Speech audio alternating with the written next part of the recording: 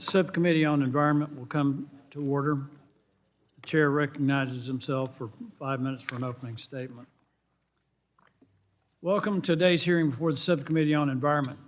This year, we've revisited some of our country's most important environmental laws and confronted emerging challenges in protecting our environment and promoting a regulatory climate that encourages innovation and economic growth. Among other things, we've identified shortcomings with the administration of the Toxic Substance Control Act that delayed newer, safer chemistries from reaching consumers, explored opportunities to revitalize brownfield sites for crucial infrastructure projects, evaluated the state of technologies to improve our recycling systems, and passed common sense Clear Air Act reforms. Today, we're examining EPA's decision last year to designate two PFAS chemistries, PFOA and PFAS, as hazardous substance under the Comprehensive Environmental Response, Compensation and Liability Act, also known as CERCLA, or the Superfund Law. CERCLA was enacted in 1980 to facilitate the cleanup of the most contaminated sites around the country and to establish a scheme to hold liable for cleanup costs the parties responsible for that contamination. Superfund imposes strict and joint several liability on parties. In other words, a responsible party could be responsible for the entire cost to clean up a contaminated site, even if its contribution to the pollution was minimal. CERCLA excludes exemptions as well as defenses to liability for certain parties, such as bona fide prospective purchasers and innocent landowners, as they are referred to. However, in the context of the hazardous substance designations for PFOA and PFAS, there are concerns that existing exemptions and defenses may not adequately protect a class of parties commonly known as passive receivers who did not manufacture or use PFOA or PFAS, but may have acquired, used, or disposed of material containing these chemicals. Today, we will examine the impacts of potential liability for PFAS contamination on these entities. Congress has clarified and expanded liability protections before, such as by passing the Small Business Liability Relief and Brownfields Revitalization Act of 2002. We will consider how concerns about PFAS liability may deter a range of economic activities and whether changes to CERCLA or other legislative action are needed. Additionally, at our March hearing on reauthorization of the Environmental Protection Agency's Brownfields program, we discussed the tremendous potential of the estimated 450,000 brownfield sites in our country for housing important infrastructure such as power generation, semiconductor manufacturing facilities, and data centers. We hope to examine whether concerns about liability for PFAS hinder the redevelopment of these sites. To this end, we welcome Susan Bodine, who previously served as Assistant Administrator for the Office of Solid Waste and Emergency Response at EPA during the George W. Bush administration, and then as Assistant Administrator for the Office of Enforcement and Compliance Assurance in the first Trump administration, in addition to senior staff roles in both the House and Senate. We're also joined by Lawrence Falby, Chair of the International Council of Shopping Centers Environmental and Land Use Policy Committee. Mr. Falby will share his experience on how potential PFAS contamination impacts real estate transactions for those seeking to reuse those sites. Next, Emily Donovan joins us as co-founder of Clean Cape Fear, a grassroots community advocacy organization focused on the presence and impact of certain PFAS in communities. We also welcome Tracy Meehan, who represents the American Water Works Association and served as EPA Assistant Administrator for Water, also during the George W. Bush administration. I thank all of our members and witnesses for being here, and I look forward to today's discussion.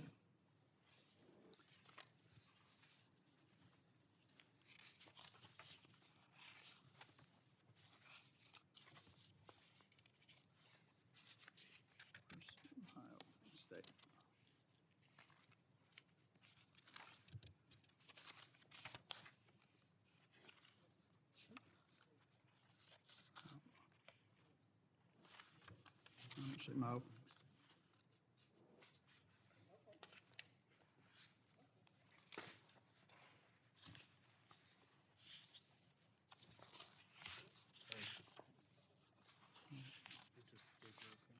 Oh, that's right. The chair now recognizes the ranking member of the subcommittee, the gentleman from New York, for 5 minutes for an opening statement. Thank you, Mr. Chair. Per and polyfluoroalkyl substances, or PFAS, are a large class of chemicals commonly used in firefighting foams, food packaging, nonstick cookware, and water-resistant fabrics.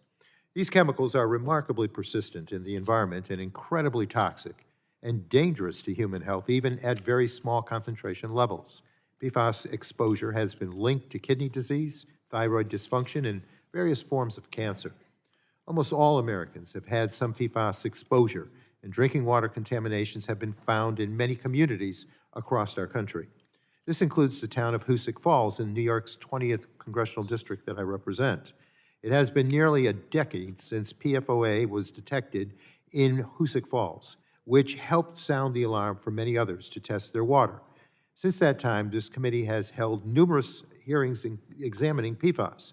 Ms. Donovan, who is testifying today, also testified at our initial hearing more than 7 years ago. In years since that hearing, there has been increased public awareness, improved scientific understanding, significant funding for remediation included in the Infrastructure Investment and Jobs Act, and major regulatory actions taken at the state and federal levels to address PFAS risks and hold polluters accountable. EPA released a PFAS action plan during the first Trump administration and a PFAS strategic roadmap during the Biden administration. Actions were taken across program offices and under multiple environmental laws, including the Safe Drinking Water Act, the Clean Water Act, TSCA, and CERCLA. Many of these actions have focused on the two long chains of PFAS, PFOA and PFOS. These are certainly the best-known PFAS, but domestic manufacture of these specific chemicals largely stopped years ago. Real and ongoing risks for future exposure will come as companies substitute these PFAS with dangerous replacements such as Gen X. After many years of sounding the alarm and developing plans, we're really only now just beginning to see a federal regulatory response take effect, headlined by drinking water standards and a hazardous substance designation being finalized for PFOA and PFOS during the Biden administration. But we have also seen some troubling actions taken this year by the Trump EPA to undo past progress, including approving pesticides containing PFAS, eliminating drinking water standards for 4 short-chain PFAS, including Gen X, delaying drinking water compliance deadlines for PFOA and PFOS, and limiting PFAS reporting requirements under TSCA. To its credit, to date, the Trump EPA has left in place the hazardous substance designation of PFOA and PFOS.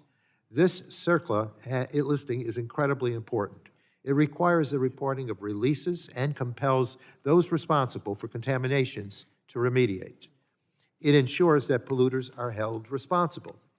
Regarding the specific subject of today's hearing, I want to be clear that I do have some sympathies for water systems and other passive receivers, entities that receive media containing PFAS but do not produce or use it themselves, if they are taking all the necessary steps to act responsibly and indeed protect the public. I do believe everyone wants to do the right thing and keep people safe and healthy, but groups have been asking this committee for a CERCLA exemption for years, long before the hazardous substance designation was even initiated by EPA. And I've seen very little evidence that an exemption is needed at this time. Before we start preemptively creating loopholes in our environmental laws, we must make certain that we are addressing a real problem. EPA has a history of developing enforcement discretion policies and was done in this case. And I believe we should wait and see if there is a systematic failure of this approach before Congress grants any exemptions. After a decade of slow and deliberate action, we're now only beginning to get our arms around the challenge to prevent PFAS from entering the environment in the future and to remediate it where it exists. We are still in the early days of implementing a comprehensive regulatory strategy that protects our communities from the damage PFAS are causing. And I cannot support any effort that jeopardizes or undermines the progress that has been made to date, whether that is by the administration or Congress. So with that, I thank you, Mr. Chair. I look forward to today's discussion. Welcome the panelists, and yield back. Chair now recognizes the gentleman from Kentucky, the chairman of the full committee, for 5 minutes for an opening statement. Thank you, Chairman Palmer, for convening this final committee hearing of 2025. And the first session of the 119th Congress is coming to a close. and I'm proud of the work we've done to facilitate the delivery of more affordable energy to families across the country, pare back burdensome regulations, and foster domestic innovation and manufacturing. I absolutely believe we can have a thriving economy while simultaneously protecting our environment. To that end, we must consider whether our current environmental laws are fit for the purpose to meet today's increasingly complex world. The Comprehensive Environmental Response Compensation Liability Act, CERCLA, also known as the Superfund Law, was enacted in 1980 to establish a framework for assigning liability for the costs of cleaning up contaminated sites. Though the Superfund Law has been amended several times, today we will consider whether it works to facilitate the cleanup of land contaminated by two PFAS chemicals that EPA has designated as hazardous substances, and how liability concerns may impact water utilities, farmers, land developers, waste management, and other sectors of our economy. Additionally, we will assess what additional guidance may be needed for parties who want to be good stewards of the environment and follow the law, but unsure how to do so in the context of contamination from these two PFAS chemicals. I am confident we can rise to the challenge and avoid making decisions driven by fear and misinformation. The word PFAS can trigger concern because it is important that we acknowledge that the PFAS family contains thousands of different chemistries, many of which are found in electronics, medical devices, infrastructure materials, safety equipment, and other essential uses that are not believed to pose a risk. Understanding this will help us focus our efforts on limiting the harms associated with specific substances most closely linked with adverse health and environmental impacts. I look forward to hearing from our witnesses today. I appreciate you all for being with us, and I know we're going to have a productive dialogue, and I will yield back. Chair now recognizes Mr. Menendez, who will be giving an opening statement on behalf of Mr. Pallone, the ranking member of the full committee. The gentleman from New Jersey is recognized for 5 minutes. Thank you, Chairman. I support holding polluters accountable for the harm they cause the people we represent. So I'm discouraged that my Republican colleagues are not centering this hearing around exposed communities who are bearing the brunt of PFAS contamination and ensuring that we prevent further exposure to these toxic chemicals. Instead, the majority called today's hearing to discuss creating new liability shields under our nation's Superfund law for corporate polluters. PFAS chemicals are an urgent threat to public health. They are toxic, persistent, and have been found in our water, soil, and air, as well as in products Americans use every day. Aptly referred to as forever chemicals, PFAS have long been linked to cancers, infertility, impaired child development, and thyroid disease, among other harms. Each day, we are finding PFAS in more communities across the country and are learning about the health harms they face as a result of this exposure. Urgent action is needed to address widespread contamination and reduce our community's exposure to these dangerous chemicals. That is why I'm pleased that Emily Donovan is here today. Mrs. Donovan is a concerned mother, advocate, and community leader who has fought tirelessly to lift up the voices of her neighbors, including carrying the stories of those who tragically aren't with us anymore.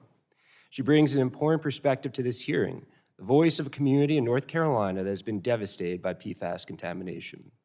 The topic of today's hearing does little to offer solutions to communities like Mrs. Donovan's. Rather, it leans into unfounded claims to bolster recent PFAS deregulatory actions taken by Administrator Zeldin for corporate polluters and future exemptions requested by special interest. For example, since the Superfund listings for PFOA and PFOS went into effect, opponents claimed they would lead to a flood of liability lawsuits against municipal entities that have simply not materialized. There are existing tools to ensure downstream entities aren't held liable for upstream pollution so long as they properly manage hazardous substances and don't release PFAS into the environment. Yet, they continue to push a narrative of needing an exemption under Superfund. Giving municipal entities such a carve-out would remove a powerful incentive for responsible management of hazardous waste products and risk dangerous PFAS releases into communities without consequence.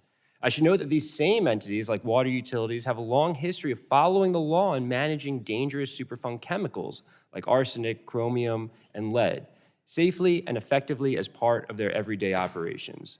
There is no reason to suggest managing PFAS would be any different.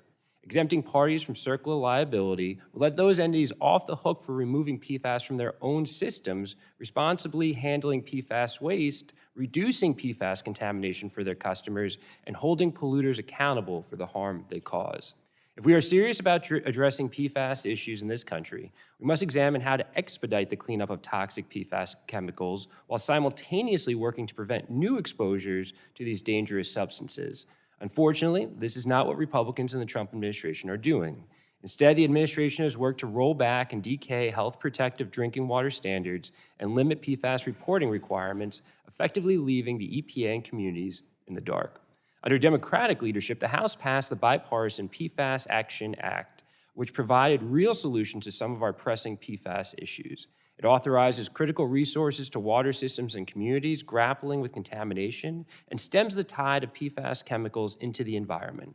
The legislation is centered on the science and the real-life experience of communities like Mrs. Donovan's.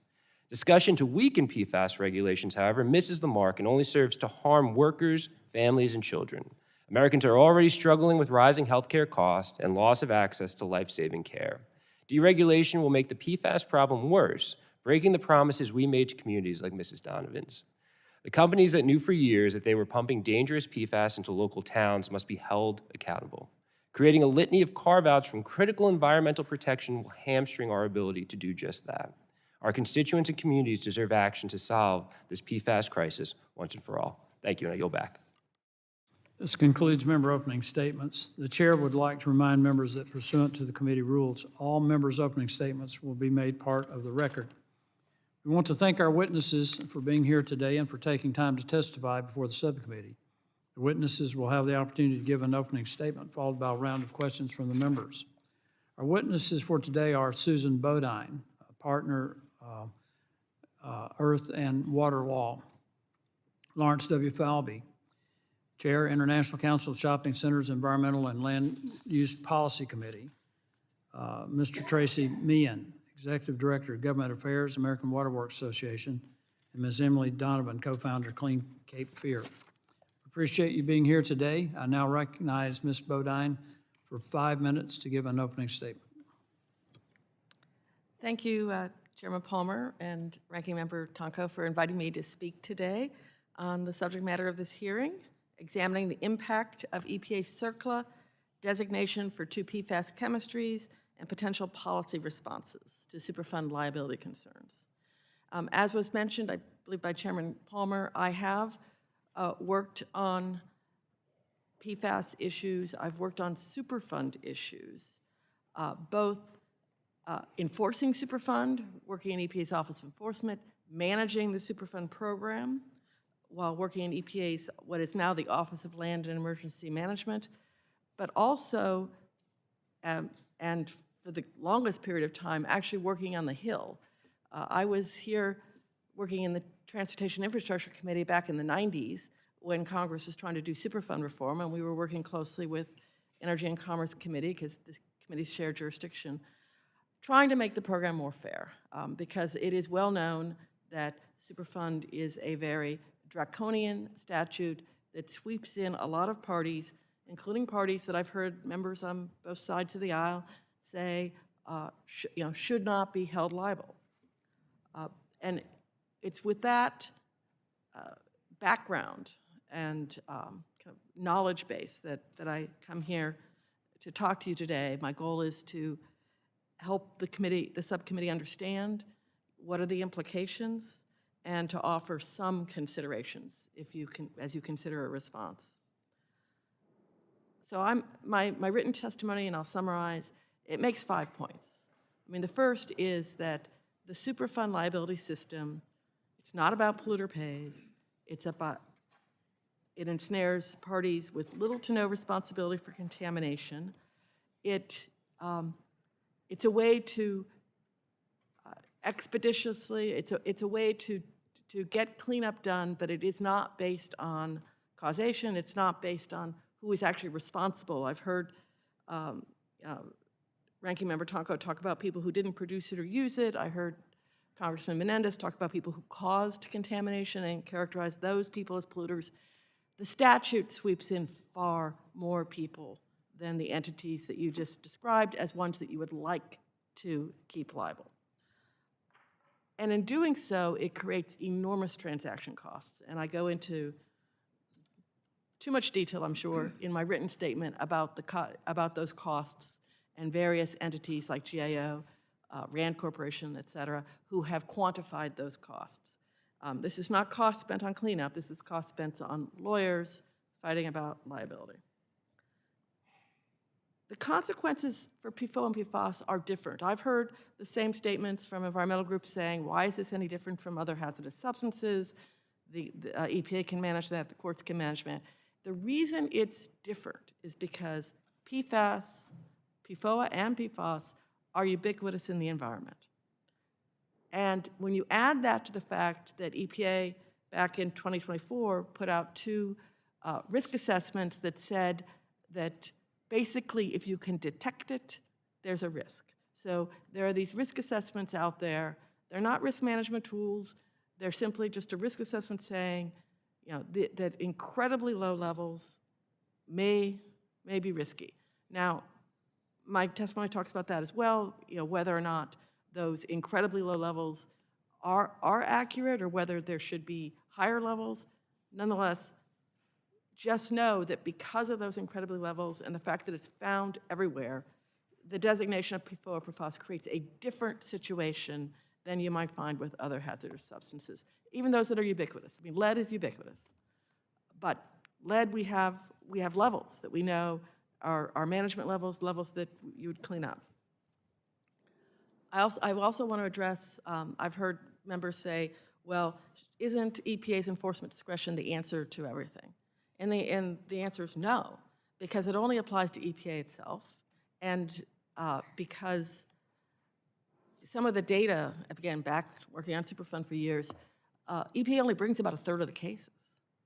And so the vast majority of litigation out there is brought by parties other than EPA. Congress also has a long history of codifying and creating exemptions based on EPA's enforcement discretion. So I would encourage you, and I talk about this in my testimony, to look at EPA's enforcement discretion equitable principles and decide, you know, do you agree with those and would you want to codify that? And then finally, and I know I'm out of town now, you don't want to create an unfair situation where somebody is off the hook and someone downstream is a victim.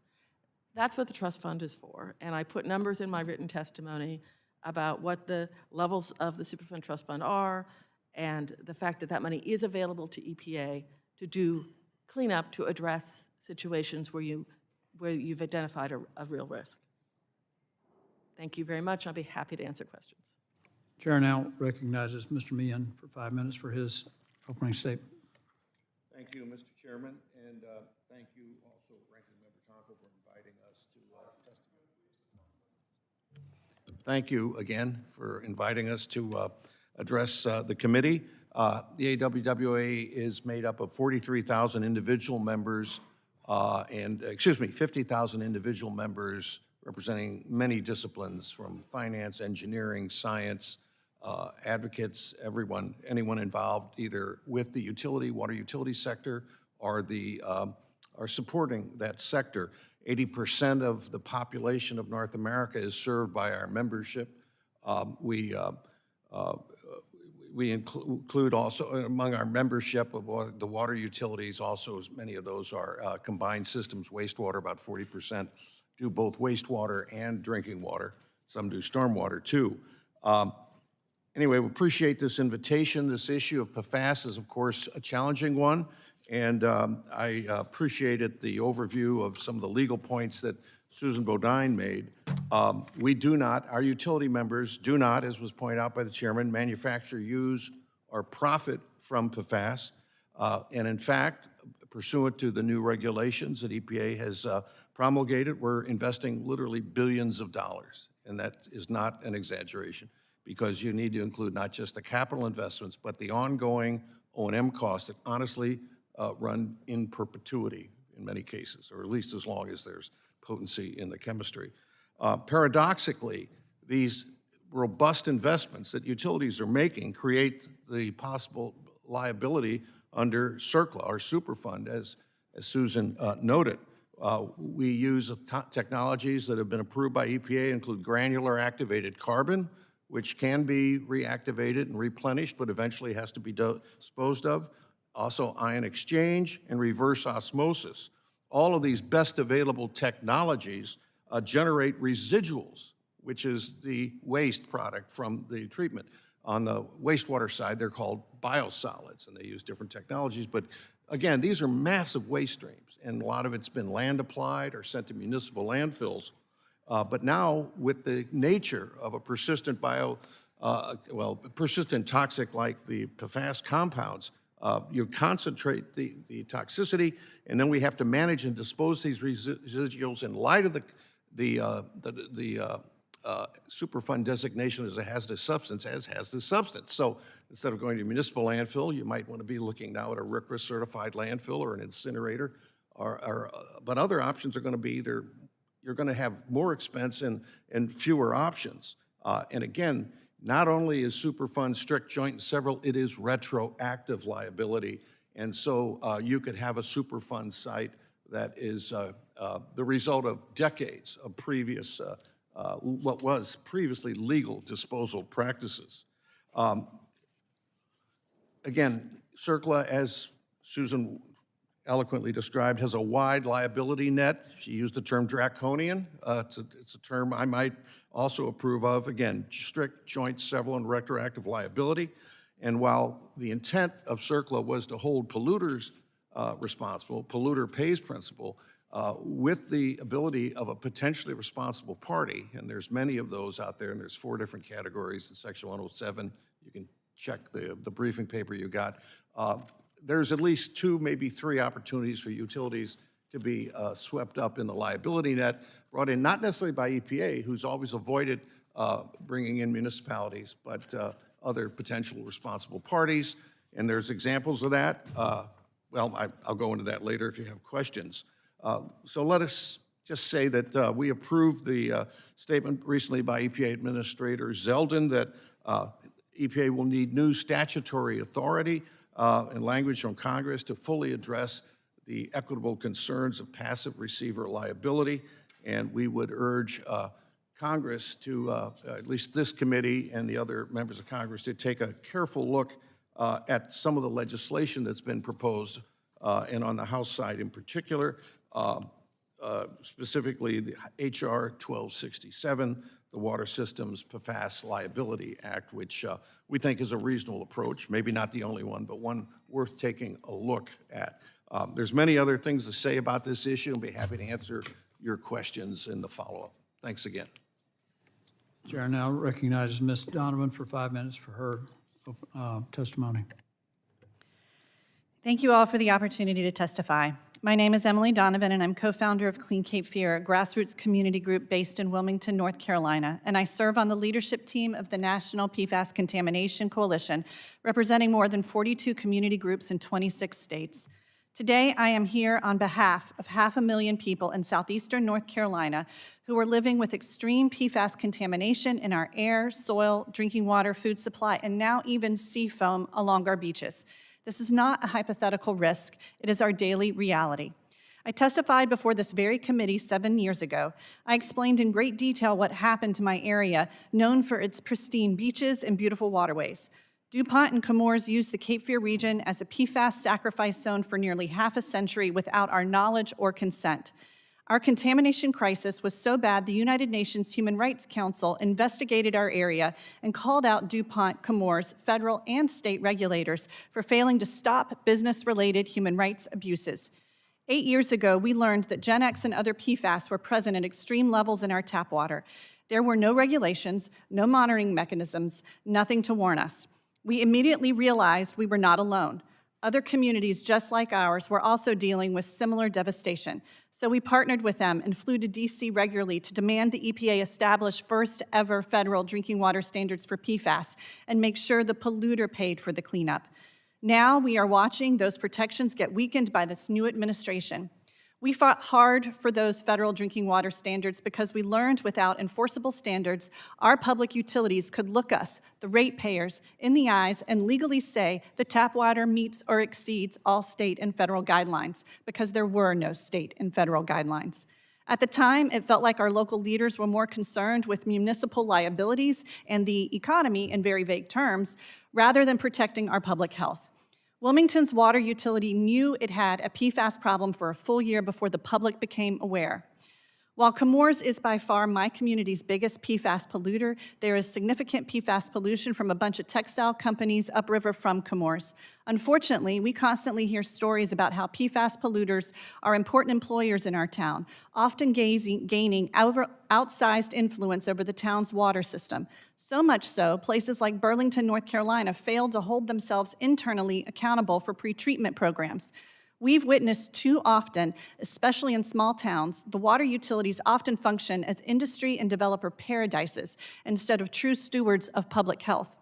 I'm hearing a lot of people talking about how costly cleanup for PFOA and PFOS will be, but no one is remotely talking about an immediate moratorium or ban on all PFAS because the cleanup and liability is so costly.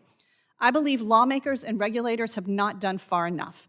The entire class of PFAS should be designated as hazardous waste under the Resource Conservation Recovery Act. Last month, new research confirmed that short-chain PFAS like Gen X are now dominant in municipal waste streams. Yet here we are debating whether to weaken accountability for two PFAS that haven't been in commercial use for over a decade. We have a true public health problem that no one in this room created, but all of us are required to solve. In the 8 years I have been coming to DC begging for solutions, I have never seen the water utility lobby groups stand beside us demanding better source protections. We are already paying for this cleanup. I raised my children on this water because I thought it was good for them, because water should be good for children. I watched my husband survive a brain tumor. I also buried friends my age who shared their illnesses with this very room 7 years ago. Some of us don't have the luxury of time to keep redirecting the focus away from real solutions. Please do not let Tom, Amy, Chris, and Sarah die in vain. Please consider those who are already paying the ultimate price. Families like my friend Kara Keenan, who is watching right now. She's a decorated veteran and a young breast cancer survivor. Her mom, Margaret, has a rare blood cancer with no cure that has progressed. Her stepdad, Bob, had bladder cancer and his leukemia recently progressed, requiring treatments twice a week at a facility 2 hours from home. No one in their small, tight-knit family was genetically predisposed or had prior medical histories. The only thing they all shared in common was a zip code and a severely PFAS-contaminated community. Please don't allow their suffering to be in vain. If time allows, I will say this. My faith teaches me that we are called to be good stewards over all of God's creation. When we fail to do this, we are actively breaking our covenant relationship with God. The best time to solve this PFAS crisis was 50 years ago, but the second best time is right now. Do not weaken CERCLA. Do not grant exemptions or permit shields. Stand with PFAS-contaminated communities. Stand with my community. You have the power to protect human life. Please use it. Thank you. Chair now recognizes Mr. Falvey for 5 minutes for his testimony. Chairman Guthrie, Subcommittee Chairman Palmer, Ranking Member Pallone, Subcommittee Ranking Member Tonko, and members of the Subcommittee, thank you for the opportunity to testify today. My name is Lawrence Falvey.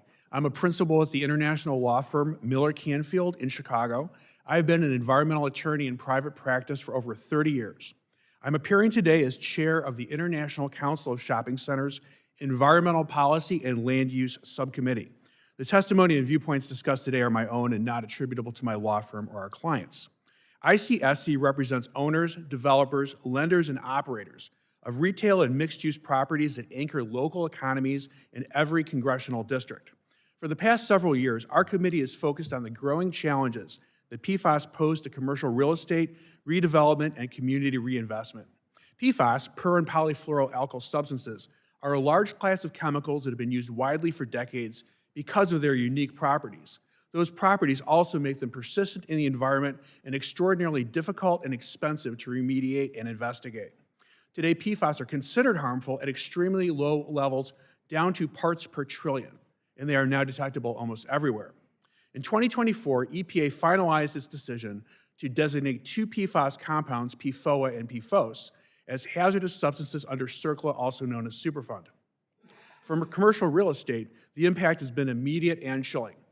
CERCLA is a strict joint and several retroactive liability statute. It was designed to make polluters pay for legacy contamination at significantly contaminated sites like Love Canal. But when that framework is applied to chemicals that are ubiquitous, migrate easily, are deemed harmful at minute levels, and often detected without a clear on-site source, The result is that passive property owners who did nothing to cause contamination are ensnared by CERCLA liability. The problem is compounded during real estate transactions. Environmental due diligence typically begins with a Phase 1 environmental site assessment. Now that PFOA and PFOS are CERCLA hazardous substances, their potential presence must be evaluated. If PFAS is identified as a recognized environmental condition, a deal can stall or die even before sampling begins. Buyers, sellers, lenders, and insurers fear that investigation and remediation costs could exceed the value of the property itself, particularly when cleanup standards are inconsistent or undefined. The result is frozen redevelopment, stalled projects, and ballooning costs, especially on brownfield and infill sites the communities want redeveloped. EPA acknowledged this risk in its non-binding PFAS enforcement discretion policy. In that policy, EPA states it does not intend to pursue enforcement against certain secondary parties. The policy does not protect property owners from third-party contribution lawsuits. It does not provide certainty to the markets. Existing CERCLA defenses, including the bona fide prospective purchaser defense, also fall short. BFPP protections are complex, uncertain, self-certifying, and easily lost. Many longtime property owners are categorically ineligible, and no owner ever knows whether the defense will succeed until tested in litigation, years later and at great expense. ICSC supports science-based PFAS regulations, protection of drinking water, and holding true polluters accountable. What we do not support is a system that discourages investment and places unlimited liability on parties that did not release PFAS. Inconsistent approaches to PFAS continue to hobble and confuse longtime successful EPA programs like the Brownfield program. Because of EPA's recent announcement on brownfield applicants certifying their lack of liability for PFAS on brownfield sites, this causes even more uncertainty in a program that is relied upon by the commercial real estate sector. ICSC asked Congress to reaffirm 3 simple principles. First, polluters should pay, not passive landowners. Second, clean drinking water must be protected. Third, brownfields and infill redevelopment, particularly housing, should be encouraged, not penalized. To achieve those goals, we recommend Congress create statutory CERCLA liability protection for passive receivers. There is clear precedent in CERCLA, including the secured creditor exemption, for narrowly tailored protections that preserve accountability and market certainty. ICSC and its members stand ready to work with Congress, EPA, states, and communities to remediate PFAS responsibly and protect public health without undermining the redevelopment that fuels local jobs, tax bases, and housing supply. Thank you for the opportunity to testify. I look forward to answering your questions. I ask that my statement and testimony be included in the record, and I yield back my 10 seconds.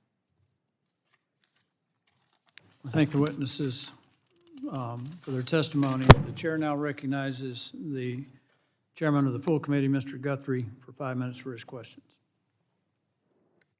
Thank you, Mr. Chair. I appreciate the recognition. So, Mr. Meehan, as we have heard today, the Superfund law is based on the polluter pays principle, but the law may be a bad fit for dealing with PFAS contamination. Can you speak to how drinking water utilities remove PFAS chemicals, and are ratepayers at risk of having to pay increased rates because of the cost of Superfund litigation stemming from the EPA designation of PFAS and PFOA as hazardous substances? Thank you. Clearly, at least according to our lights, the costs are very great in terms of treating and disposing of PFAS and getting it out of the water system. I'll give you just a concrete example. Fairfax Water, right across the river, has levels at 5 parts per trillion. The standard's 4 parts per trillion. For them to get down from 5 parts per trillion to 4 parts per trillion, they're going to spend $400 million for capital investment. And beyond that, and this is a point I made earlier, 18% of their ongoing O&M costs are going to be consumed running and maintaining that system. That's one anecdote, but our analysis basically, and I don't want to beat this to death, but you know, we view the cost at about triple what EPA did. And so whether you buy EPA's number or our number, they're going to be huge, and the impact's even going to be greater the smaller the system.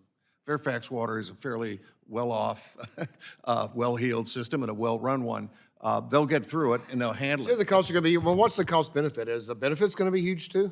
I'm sorry? Are the benefits marginal, or are they going to be, I mean, if you're going to pay more, but you're going to get a far better product, or are the benefits marginal anyway? Well, in terms of, again, getting into we did 85 pages of comments, but if you want to get into the benefit cost analysis, we thought that 4 parts per trillion didn't meet a positive benefit cost ratio. We think when you get around 10 parts per trillion, you're okay, at least in benefit cost, and you can argue. And then you look at the international comparisons, wide variety of standards. So what's the intelligible principle by which you set the standard? We think benefit cost. So you're saying you pay far more money than go from 10 to 4 parts per trillion. Yeah. Costs far more than the benefit. So let me go to It's huge. Ms. Bodine. In your testimony, you discussed how the Superfund Trust Fund must be available to help clean up the sites contaminated by PFAS. What is the significance that EPA designated these 2 specific PFAS chemicals out of the thousands of PFAS chemicals as hazardous substances? And does this mean that all PFAS are danger to public health and environment? I don't know, I read that fast. Did you get it all? I hope so. A couple of questions there. So without the Superfund designation, without saying that PFOA and PFAS are hazardous substances, EPA still has the authority to address releases of PFOA and PFAS using their own funding, using the Superfund Trust Fund dollars, because they consider them pollutants and contaminants, and EPA is allowed to say, we think this pollutant and contaminant presents an imminent substantial danger in this situation, and therefore we're going to use our own money, come in and address it. EPA hasn't been doing that, but they have that authority. By listing it, then EPA can sue people instead, or to the point of the other witnesses, other people can then bring lawsuits also. And I'm sorry, the second half of your question? Time goes, I want to switch to one more. So thanks. So Mr. Falvey, in your testimony, you talked about EPA enforcement discretion policy and Superfund defenses do not adequately address concerns property developers may have. So in my area, we have data centers and things that are coming, and people are really, really concerned, and fairly, about good farmland being used up for this. And so the sites are industrial sites, but we got to make sure they're safe. We got to make sure they're clean. We got to make sure people can use them. But how could Congress improve the liability defenses in the existing Superfund law to address these concerns so these kind of brownfield sites can be developed? Yes, thank you for the question, Chairman Guthrie. I think as I've testified, what we're looking for is a passive receiver exception that addresses people or entities that did not pollute using PFAS, simply owning property under CERCLA at this point for PFOS and PFOA as CERCLA hazardous substances invokes that liability. And the reason why the enforcement discretion policy and some of the existing defenses in CERCLA are not sufficient is because for the enforcement discretion policy, as I think was already mentioned, it is only applicable to EPA. It does not bar third-party liability lawsuits, and that causes uncertainty in the marketplace, and that makes it very difficult for redevelopment to occur. With the bona fide prospective purchaser defense, there are other issues with that. There has to be a transaction involved. You have to have bought the property after January 11th, 2002, which is when the BFPP came into existence. My time has expired, though, so I appreciate your answer. We'll get more of it later, and I will yield back to my friend from Alabama. Gentleman yields. Chair now recognizes the ranking member, Mr. Tonko, for 5 minutes for his questions. Thank you, Mr. Chair. Ms. Donovan, once again, welcome back to the subcommittee. I appreciate your passionate appeal to this group. I don't expect you to have followed all of our activities since you last testified, but one issue that has been coming up recently is discussion around reauthorizing TSCA.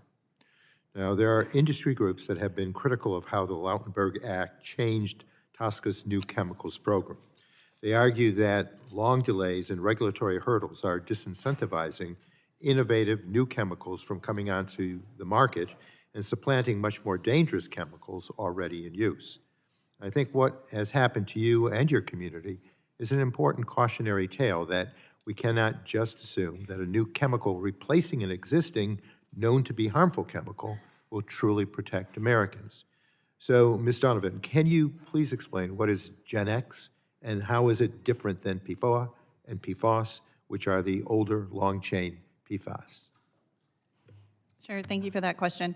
So Gen X is the commercial replacement to PFOA that DuPont developed. And when it was tested, it showed to be nearly as toxic as PFOA. So the EPA said you can make it, but you can't release it into the environment. The reason why we ended up having extreme levels of Gen X in our tap water is because it was released as a byproduct. Clearly, these chemistries are messy and are ending up everywhere. Not only are we dealing with the legacy contamination from PFOA and PFOS that are no longer in commercial use, but now we have all of these new PFAS, 14,000 per the EPA. There was over 256 unknown PFAS in the waste streams of Comores that was being dumped into my drinking water supply. But I really want to point out everything that I'm hearing today, especially related to TSCA, is I have no idea why in the world we are allowing new uses for a class of chemicals that we don't have any proven safe disposal method for. This is like banning lead paint, but then allowing lead-laced crayons onto the market. It makes no sense. We are not solving this problem correctly. We are not talking about source control and banning and eliminating like other countries are doing right now.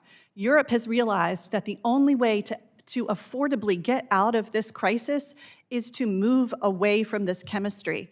And the important thing that did not happen with Gen X is that we did not find a green chemistry solution. And that's one thing that Congress could do. Congress could demand that any substitute to a known toxic chemical must meet green chemistry principles before they're ever allowed to make it into the market and be a viable substitute. Because if we're going to talk about the ability to have new retail space, we need to make sure that we actually have a workforce that can show up to work not sick, or that can actually even afford to go shopping. Because like my friend Kara, she's spending 2 days a week driving 4 hours just to get treatment for her stepdad. That is not a quality of life, and that are not resources that she's able to go shopping with.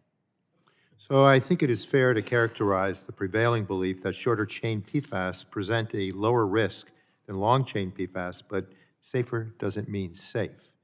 Can you talk a little bit more about the consequences you have seen in your community due to Gen X exposure?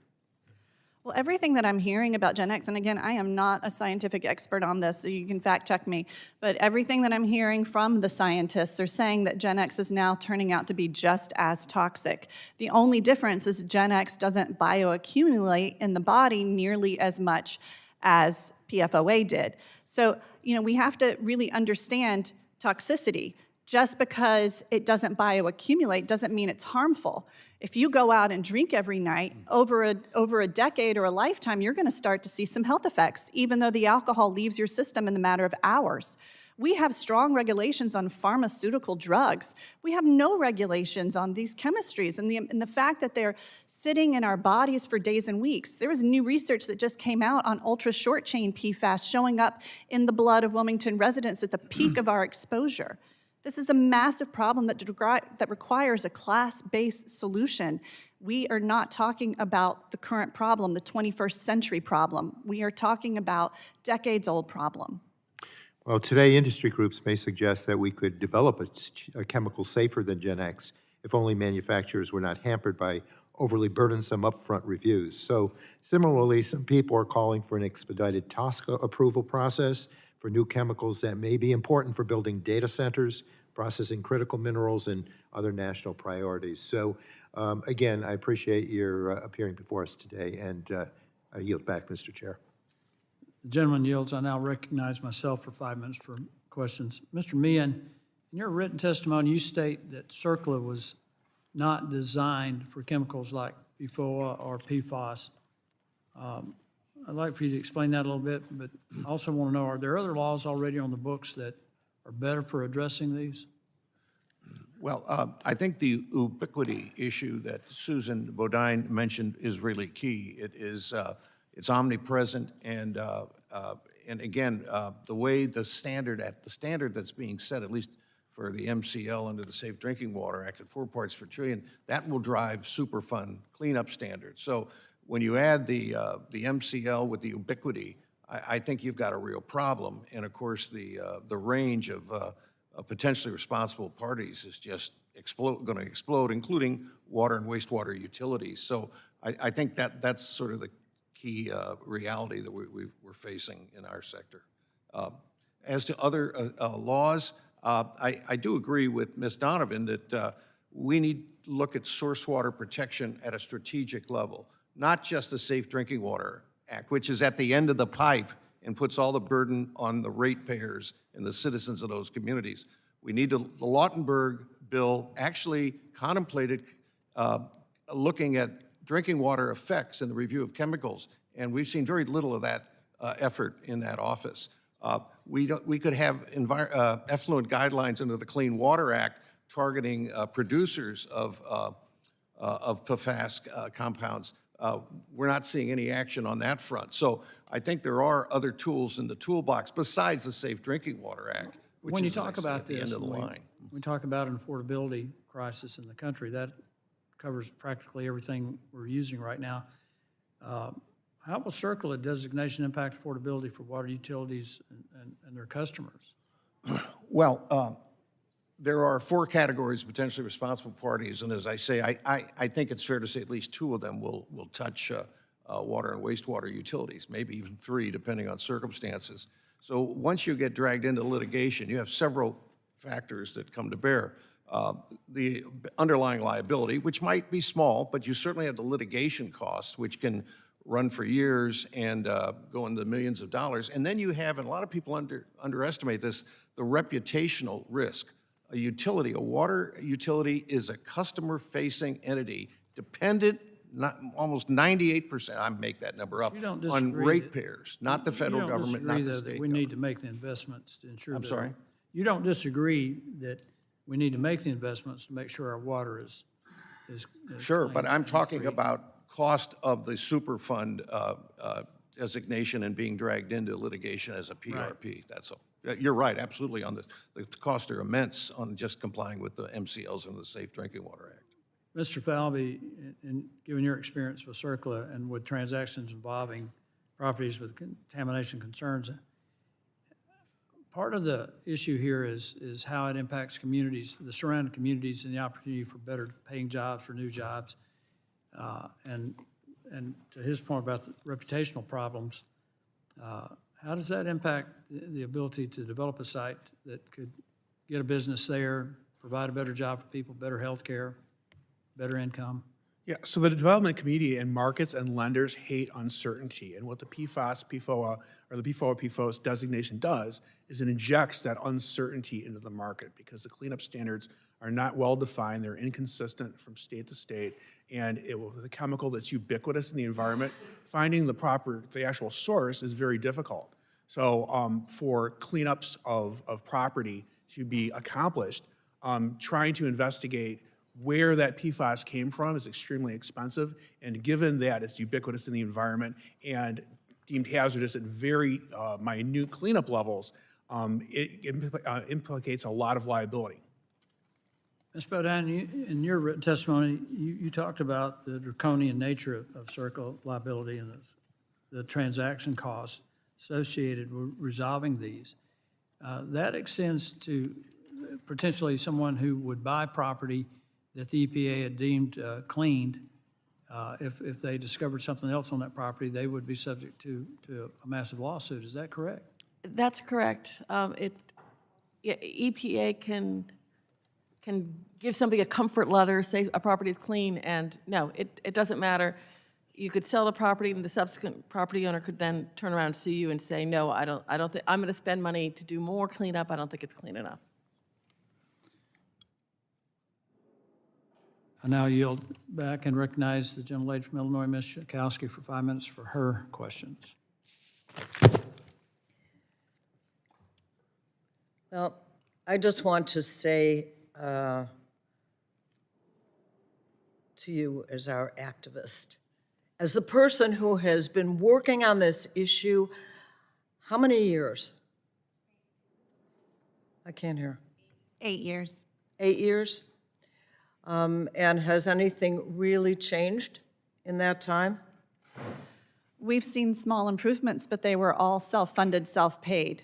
Our utilities invested, I was really shocked to hear that it's going to cost a community $400 million because combined in Wilmington and Brunswick County for us to upgrade a massive PFAS contamination problem. Brunswick County is looking at $167 million, and Wilmington looked at $43 million with ongoing kind of recurring maintenance costs. But a lot of that is dictated by the pollution upstream of us. If that pollution was removed, then the cost to treat our water would go down.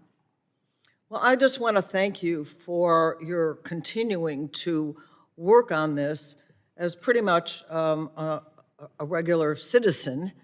And it seems to me that a whole lot more needs to be done. But what I wanted to ask you is that how are we going to help children the most? Although it's not only children, right? You were talking about other family members and friends that are affected. But what can we do to help you, at the very least, to help the children? Quite honestly, I don't see these permit shields and weakening CERCLA as a path forward that's going to help any of us. What we need are stronger policies. We need, like I said, the Resource Conservation Recovery Act, RCRA, to have all PFAS listed as a class. Under that is hazardous waste. That then unlocks a whole suite of resources that could be at the disposal of local, state, and federal governments. I think it is misguided for us to continue to have a conversation about who shouldn't be blamed. This is a problem that none of us created, and it's going to be really hard to get out of it, but I'm already putting my children's life on the line. You know, when we talk about uncertainty factors, it is devastating to be told that you have a cancer that no one has treatment for, but you got maybe 2 years left to live, and that's what Kara's mom is dealing with. That is an uncertainty factor that is soul-shattering. I think at this point, I would really appreciate if Congress could look at banning PFAS as a class, making sure that the replacements are rooted in green chemistry, ensure that the polluters pay, because right now we are self-paying for the cleanup. We don't want this in our water. We did demand that our utilities make the investments to clean it up. And I think we need to also pay attention that some of these utilities, like my utility in Brunswick County, hadn't had a major upgrade since the 1980s. It was time for them to upgrade their infrastructure. They were working in 20th century technology, but we're in a 21st century environment with 21st century chemicals. It is time for us to make sure that we are treating water as sacred as it is, because it is a basic need, it is a human right, and we need to stop allowing business-related human rights abuses to occur. So are pretty wealthy companies like DuPont involved in your community? They're involved heavily upstream. They're a significant employer. They employ about 500 workers. And the problem that we're seeing is that these workers are dealing with a double exposure. They have the potential for contaminated groundwater if they're on private wells, or they're having the issue with public water supplies also being contaminated while going into a work environment that is not necessarily putting the needs of them over the needs of the product. You know, some things that I've heard workers joke about is that they're given clean suits, but it's not necessarily to protect them, it's to protect the product. You know, this needs to be a shift, a cultural change. If we're going to play with the devil, because that's exactly what this chemistry is, the fact that it lives forever, we're playing God here with these things, and we're not treating them with the care that they need to be treated with, and understanding that this is a very dangerous proposition to be using this chemistry. In terms of the children, do we have any particular efforts to be able to protect our kids?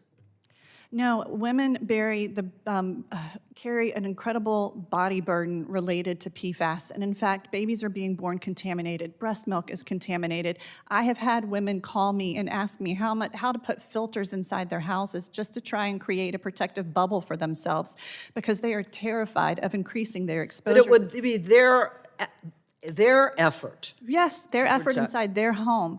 And it's nearly impossible. That's the one thing that we've learned, is that sometimes commercials will pay for a filter under the sink, but they won't put one on a shower. We have backyard gardens that are contaminated with PFAS right now, coming from Chemours. We can trace back the signature of PFAS that's being released in the Gentlewoman's air. time has expired. Sorry to cut you off. Are you clicking me because we're done?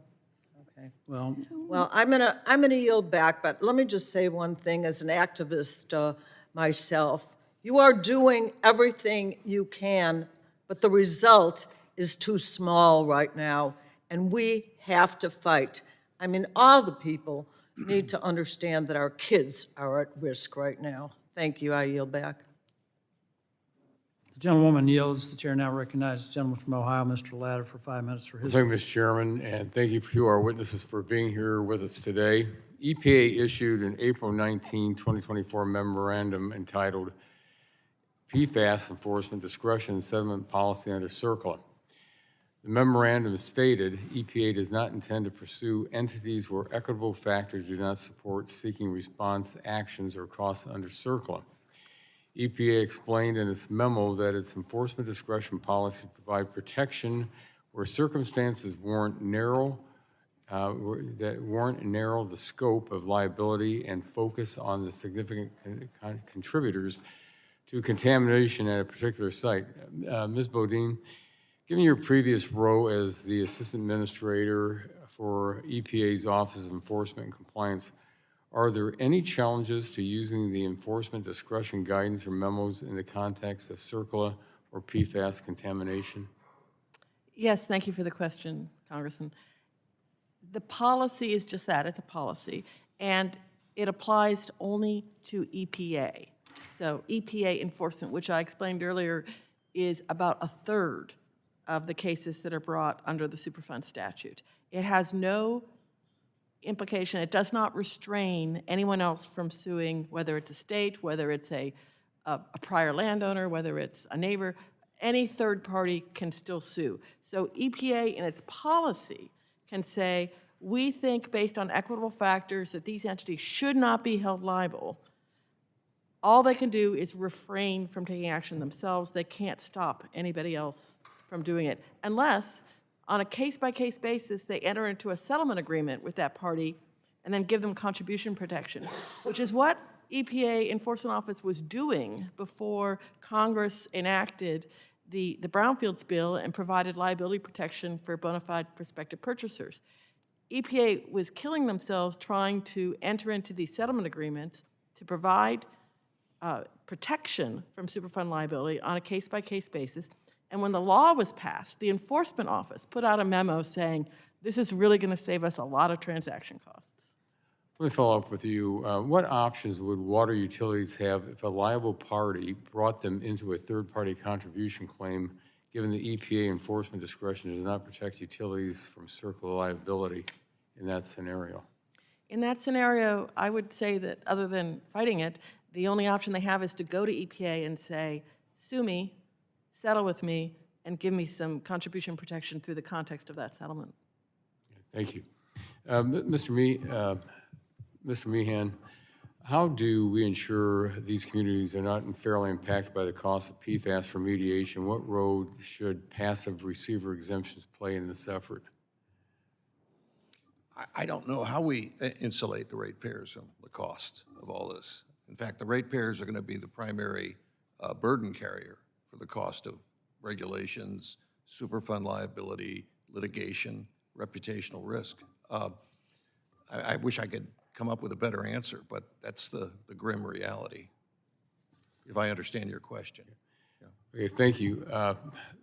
Ms. Bodine, in the absence of a passive receiver exemption, do you see a risk that PFAS manufacturers or other primary contributors could use CERCLA contribution actions to redirect liability toward publicly owned utilities with a stable rate base? Oh, I certainly do. There is I'm sorry. precedent. I'm sorry. Well, I'll ask that to Ms. Bodine. I'm sorry. That's how the statute works. Yes, exactly. EPA can target, and generally they only target a handful of entities, and those entities then turn around and sue everybody else that they can find. Okay. Mr. Meehan, would you like to comment? I'm sorry. Yes, Congressman.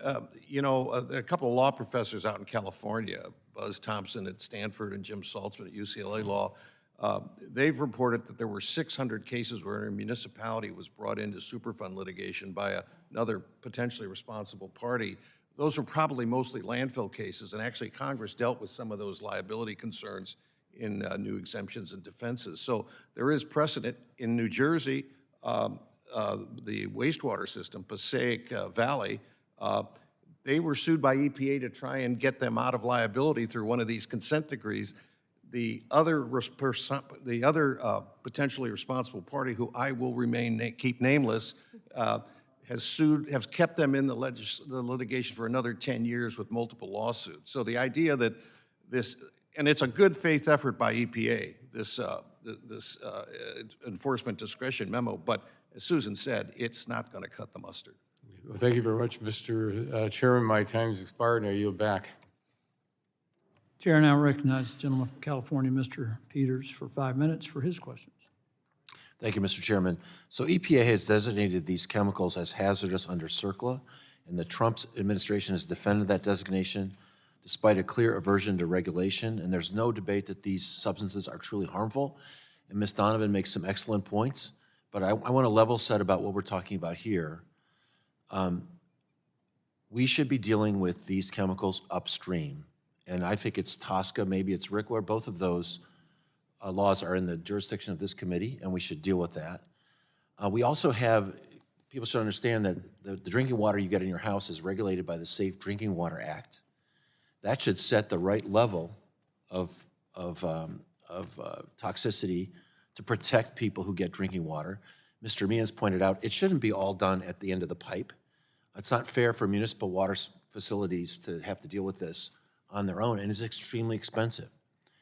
And what I think that we should really concentrate on solving this problem upstream and to the extent we have to through the Safe Drinking Water Act, but that's where we need to point the gun. And that's not what we're talking about today with this, this innocent receiver's exception under CERCLA. That's different, okay?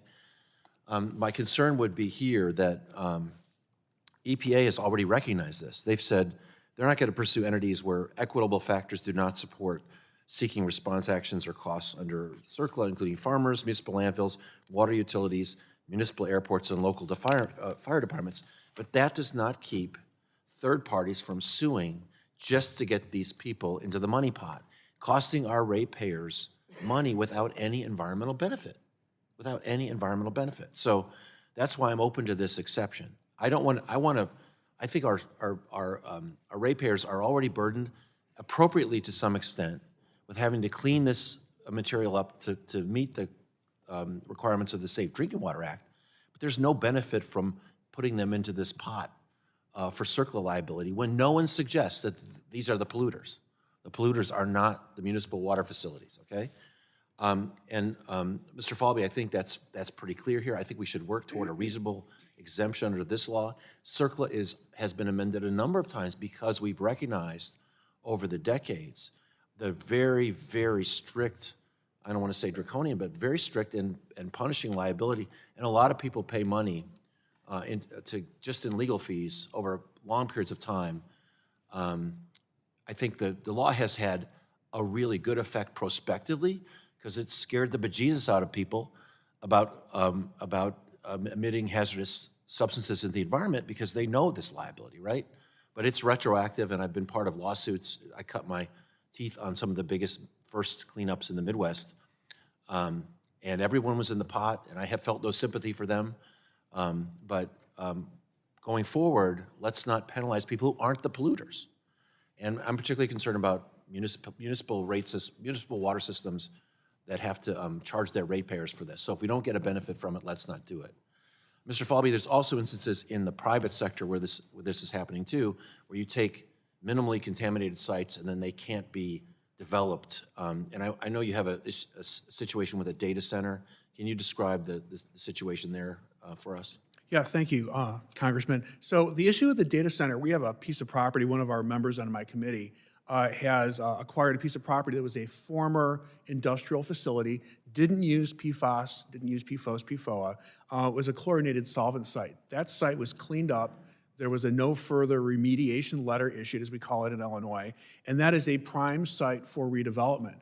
They've been shopping it around to data center redevelopers. They even went so far as to get a phase 1 environmental site assessment done that actually said that, look, we have no reason to suspect any type of PFAS was used in this manufacturing facility.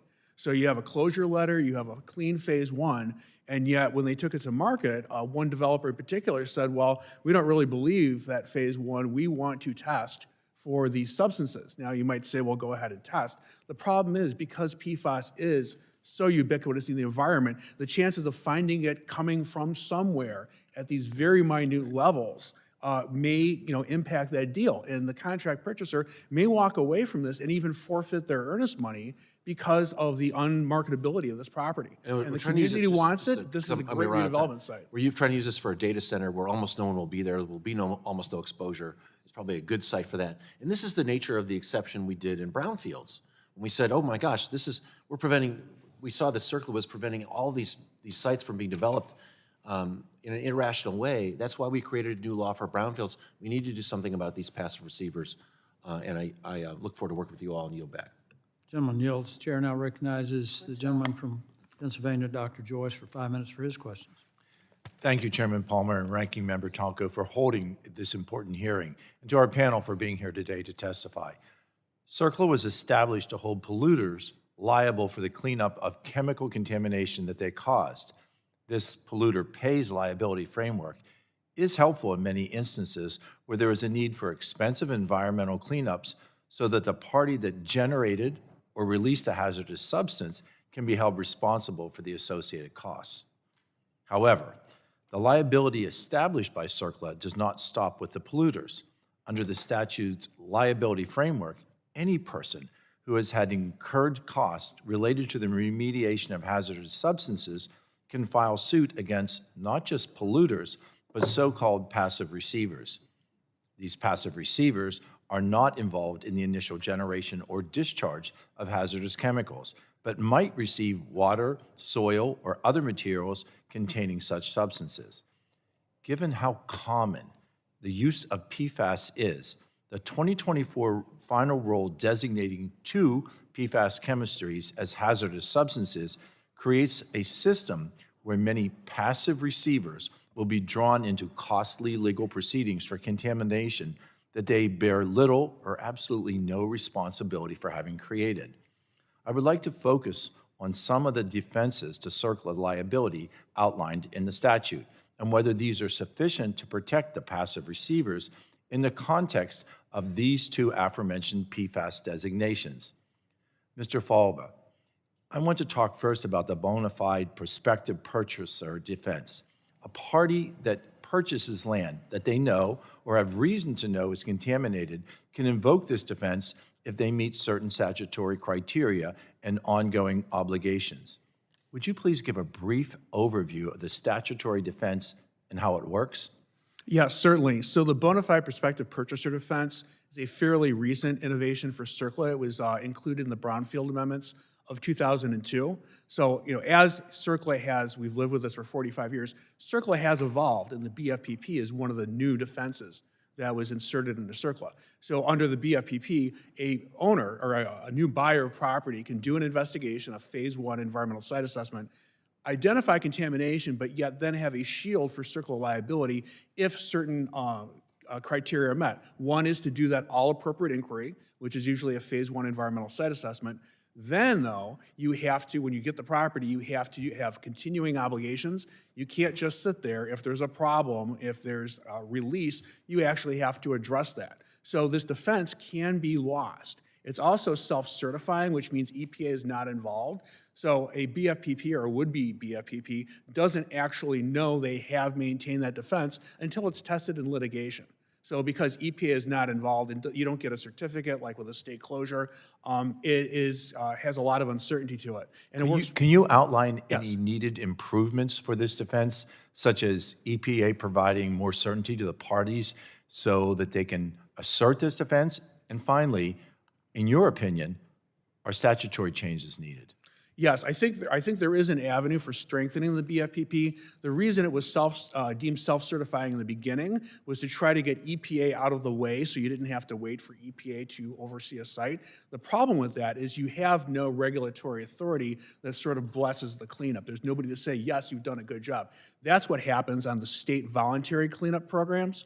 As far as the statutory fix, I think there should be a passive receiver exemption built into CERCLA, very narrowly tailored for passive receivers, among them owners of real estate that did not Thank cause a you. I disposal. think we needed that clarification today. Mrs. Bodine, you noted in your written testimony CERCLA liability exclusions for innocent landowners where contamination is caused by a third party and contiguous property owners where contamination migrates from one source to an adjacent property. However, you noted that the burden is on the landowner to prove that it is eligible for these defenses, and they often incur significant costs in that process. Will these defenses be difficult to invoke in the context of PFAS? I would say yes, because of what has been discussed here today, the fact that you don't know where the PFAS is coming from. But given your experience of drafting CERCLA legislation and implementing it at the EPA, do you have any advice for us in Congress for considering whether to modify existing defenses or update new ones? You could do both. On the modifying existing, you could deal with the burden of proof issue. Is it a defense where somebody raising the defense has the burden to show that they're eligible, or is it an element of liability saying that whoever's bringing the lawsuit has to show that you fall within, that you are indeed liable? So that's existing. On the new ones, yes, there are. I mentioned the equitable factors. I mean, we've talked here today. People who didn't intentionally use PFAS are still being swept in. That concept of intentional use, I think it came up, maybe Ms. Donovan brought it up. I mean, there are states that are issuing bans on use of PFAS, and they have defined intentional use. My time has expired. I thank you. I will submit additional questions for review. Mr. Chairman, I yield back. Gentleman yields. Chair now recognizes the gentleman from Massachusetts, Mr. Auchincloss, for 5 minutes for his questions. Thank you, Chair. I want to start by asking about testing with you, Mr. Meehan. You noted in your testimony that you estimate that utilities will need to make capital investments totaling between $37 to $48 billion by 29 in order to fully comply with the drinking water standards. An enormous cost. It's something I hear a lot about from cities and towns. I represent 35 cities and towns. Massachusetts, because of a lot of legacy industry and relatively dense land use, we have a lot of accumulated PFAS. But the concern I hear is that the testing gives almost a sense of false precision. The distinguishing between 4 parts per trillion versus 6 parts per trillion, it can depend on the lab that's being tested. It can depend on the time of day. It can depend on what kind of gloves somebody is wearing when they're doing this. And a call for action that I have heard repeatedly is we need inline 24/7 high-integrity testing of the PFAS content within drinking water facilities. Is that something that would be a useful investment from the federal government in terms of R&D? Well, I would not rely on my law degree to give you technical advice on testing, but generally improve, this is a new frontier at these levels, not millions, not billions, but parts per trillion. And so I know that the early stages have been rough beginning to get the standards right, the methods, the testing. So at least some, if you mean funding, would be useful to develop the most effective approaches, which I'm not confident to tell you what those are. Ms. Bodine, if you have any comments, welcome those too. Well, I wanted to point out that the drinking water standard that's been discussed here today, which is at 4 parts per trillion, is not the risk-based standard. It's based on what can actually have a reliable testing for, and it goes. The risk-based standards that EPA came out with were 0.01 parts per trillion and 0.03 for each of the 2 chemistries. And the 4 was at the, what is the practical quantification level. Yeah, I don't think we're at reliable, at least in the sense of public health communications. I don't think we're at reliable testing right now because I think there's a lot of variability that actually undermines confidence in the test results. And we need to make federal investments in inline testing that is consistent and that people can understand in real time, not just lab by lab. I do want to move on this. I want one other issue. Ms. Donovan, I just so totally agree in what you have been saying, which is that debating 4 parts per trillion versus 6 parts per trillion in municipal water supplies, we are chasing this contamination at the point in the bioaccumulation cycle when it is the hardest to mitigate, and we got to go upstream. And we've got to address it at the point of production. You've talked about using the Resource Conservation and Recovery Act and designating PFAS as a hazardous substance under that. Would you also support using TSCA, though, so that we can proactively regulate the production of PFAS? I'm not a policy expert. I work at a church.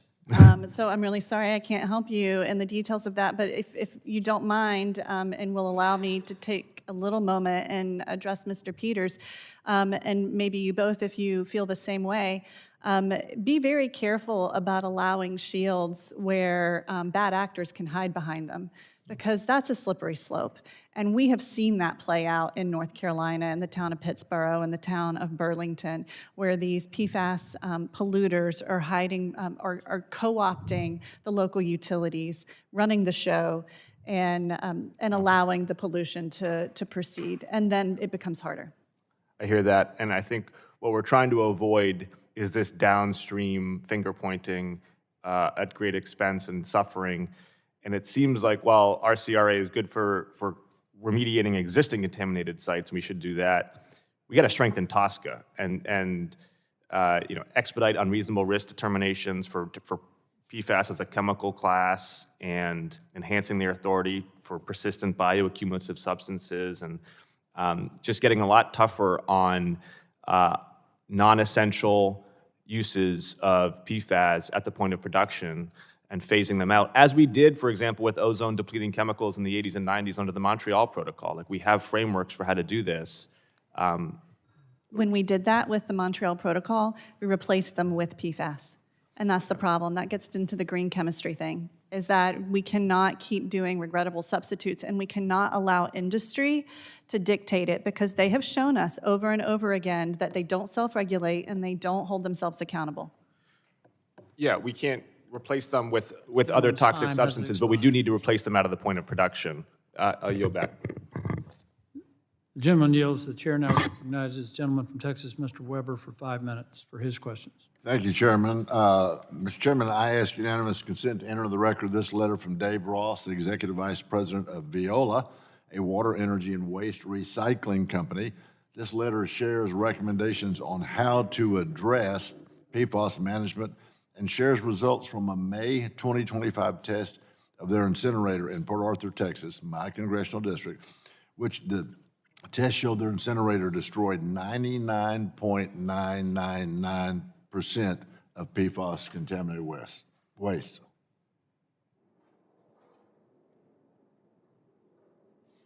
May I have unanimous consent to enter the record?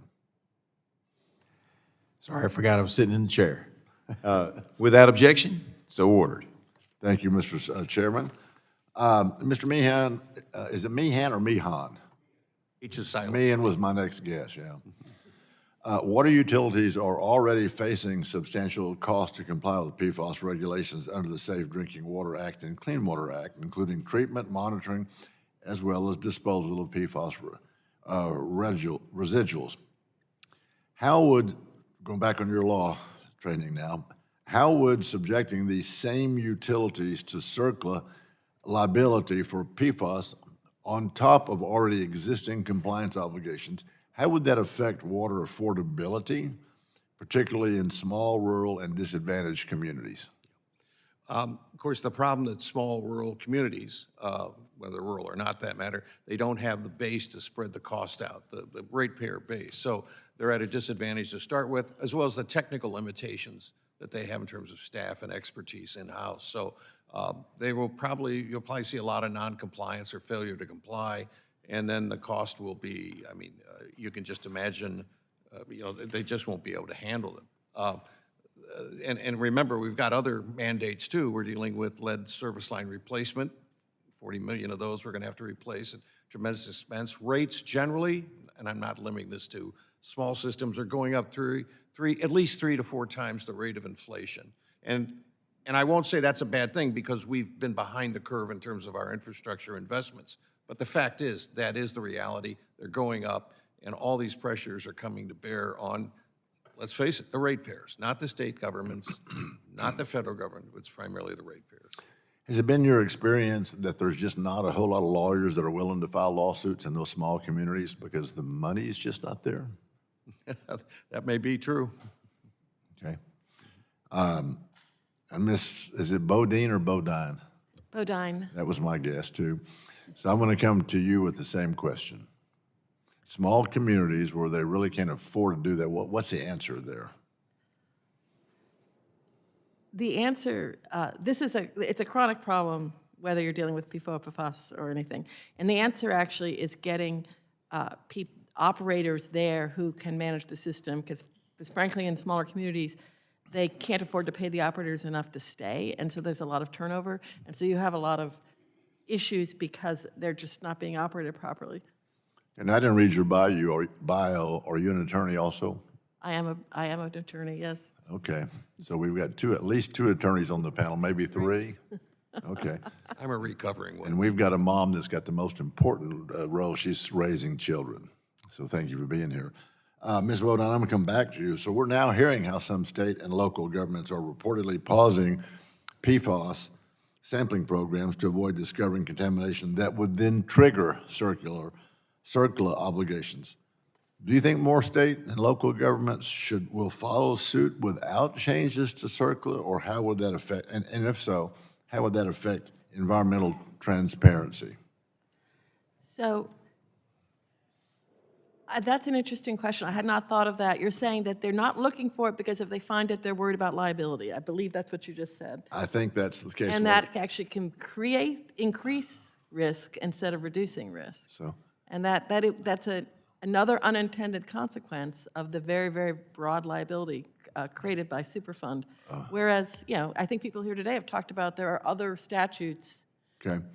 I'm running out of time. Is it Falby or Falby? Falby. Okay. What do you think about that very quickly? I think that giving the decision to the states is usually the best idea. Many states were regulating PFAS before the federal government acted. I think cleaning up property at the local level, at the state level, it's quicker, it's cheaper, it's faster, and you usually get a closure certification of some kind, which the market really accepts. Okay. I thank you for that short answer. I yield back, Mr. Chairman. Gentleman yields back. Now recognize the gentleman from New Jersey, Mr. Menendez, for his 5 minutes of questioning. Thank you, Chairman. Ms. Donovan, I just want to thank you for being here. I went to school in North Carolina and spent some time in Wilmington, so I appreciate the place that has been your home and that you fight so hard to protect. And as the father of a 5-year-old and a 3-year-old, I appreciate very much what you're doing to protect not just yourself and the families that you care about, but entire communities. Which brings us to the conversation we're having here today. Nearly all Americans have detectable levels of PFAS in their blood. Even babies are subjected to PFAS exposure in utero. A new study found that PFAS exposure in the womb or in infancy significantly increases the risk of preterm birth and triples the infant mortality rate. PFAS is found in at least 172 million Americans' drinking water, posing serious risk to public health. Does anyone on the panel think that the work in limiting PFAS contamination and exposure in this country is done, is complete? Yes or no? Oh, I'm going to jump on that one. No, not even close. The fact that we only, as grateful as I was to the Biden administration for adopting PFAS drinking water standards, it was only for 6. And now we're seeing 4 of them being threatened, the ones that are commercially relevant. So no, the baseline was to stop our drinking water exposures, but after our drinking water for exposures, for the majority of Americans, it's food contamination. And we're not even talking about food contamination right now. We're talking about who shouldn't pay for the problem instead of addressing the total exposure pathway that we're all experiencing. It's more than just food, it's air. Our beaches are coated in an atrocious amount of PFAS in sea foam, highest ever recorded in literature to date.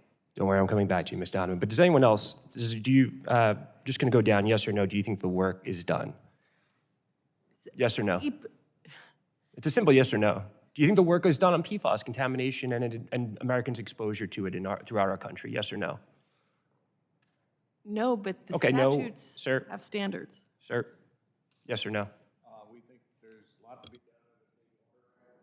So we're not done yet. I think we're here because it's not done. Yeah, that's correct. And so I agree. And listen, it's about sequencing, right? If I felt that we were farther along on limiting the damage that PFAS causes to our communities, then I can see how we talk about liability at some point, right? I just don't think we're there yet. We should be having a discussion today, every day, about PFAS as a public health concern. The other challenging thing is that tomorrow we were supposed to be in session. We're being sent home. We were in a government shutdown, the longest government shutdown, where we weren't brought back to Washington to have hearings like this. So we've lost legislative days, and every day that we're here is critically important. We should be focused on the issues that impact our communities the most, which brings me back to you, Ms. Donovan. It's been almost 8 years since you last testified before this committee. Do you believe that the topic of this hearing, CERCLA exemptions, will help clean up PFAS in your community and in New Jersey?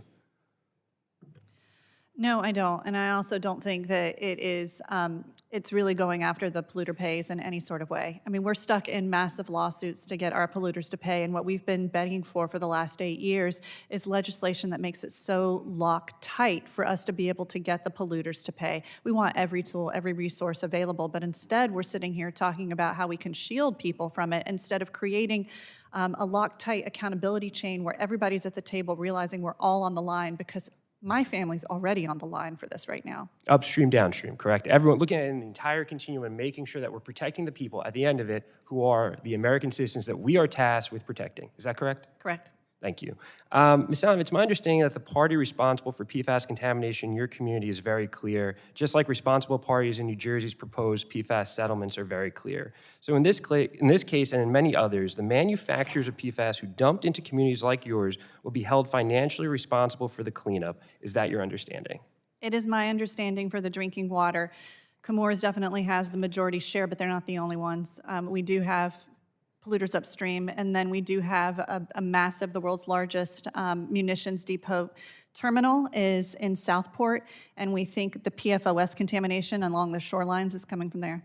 Okay, and again, I think we can all agree that it's the polluters, not taxpayers or ratepayers, who should be paying for the mess that they created. And those taxpayers and ratepayers expect affordable, high-quality services that protect their health. I think that's an entirely reasonable thing for any American, whether they live in a red state, a blue state, a rural area, or an urban area like the one I represent. We should be able to pour a glass of water for our children, knowing that it will not harm their health. I don't think that's too much to ask for this government, this country in 2025. Thank you again, Ms. Donovan. I yield back.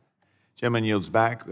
Point of clarification, there were no hearings scheduled for tomorrow because it was a getaway day, and the hearing we're having here today would have And been the the last in this Epstein committee. files are released tomorrow as well, which I'm sure was part of the consideration. I don't think that had anything to do with consideration. I think the consideration, in all fairness, was Christmas. All right, I now yield myself 5 minutes to talk about the issues of the day. I find this hearing extremely interesting. I'm learning. I have a lot of skepticism, and I am affected indirectly. I represent Spring Hollow Reservoir, the land that Spring Hollow Reservoir is on. That is run by the Western Virginia Water Authority. The Western Virginia Water Authority tested in 2020 and found that they had, shockingly, didn't know where it came from, they had Gen X. As they traced it down, but they didn't even notify the public in 2020 because it wasn't listed as being something they needed to notify the public about until 2022. They then notified the public. As they tracked it down, they found that it was your Chemours plant that had sent tanks, if I remember correctly, to a company called ProChem upstream in Roanoke County to be cleaned out because they had a buildup of calcium and magnesium. ProChem was not advised, as I understand it, based on the press reports. It was never advised that that Chemours had PFAS or Gen X in this case, and that they should be on the lookout for Gen X. As a result, Spring Hollow Reservoir was contaminated. ProChem stepped up and put $1.9 million into trying to resolve the problem in the Spring Hollow Reservoir. Raises a couple questions for me. Mr. Meehan, from a public water authority, should the Western Virginia Water Authority have known that Gen X was dangerous when they first found it in their water in 2020? I can't speak for them. Well, I'm saying generally, should they have known that was Well, I something that was just a want to be danger? clear, most of the people running water utilities are engineers. They're not toxicologists. They're not scientists in the sense of doing chemical research. And if,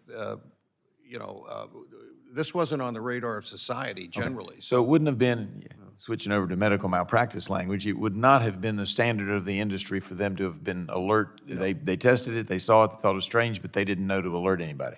That is Okay, correct. all right. Ms. Bodine, as you know, electric power plants intake, use, and discharge water that already may contain PFAS or Gen X. How can we avoid unfairly shifting the burden of PFAS cleanup to the electric ratepayers as well as the water ratepayers? You've identified an incredibly important issue, which is that, yes, because PFAS is ubiquitous, it's going to be in residuals generated by entities that are not intentionally using PFAS. Kind of like my ProChem people, they had no idea. They were cleaning out calcium and magnesium as far as they knew. That's not an intentional use, which has been recognized as, by EPA as an equitable principle that you might want to use if you were creating passive receiver liability, that no intentional use, but nonetheless, there are going to be residuals.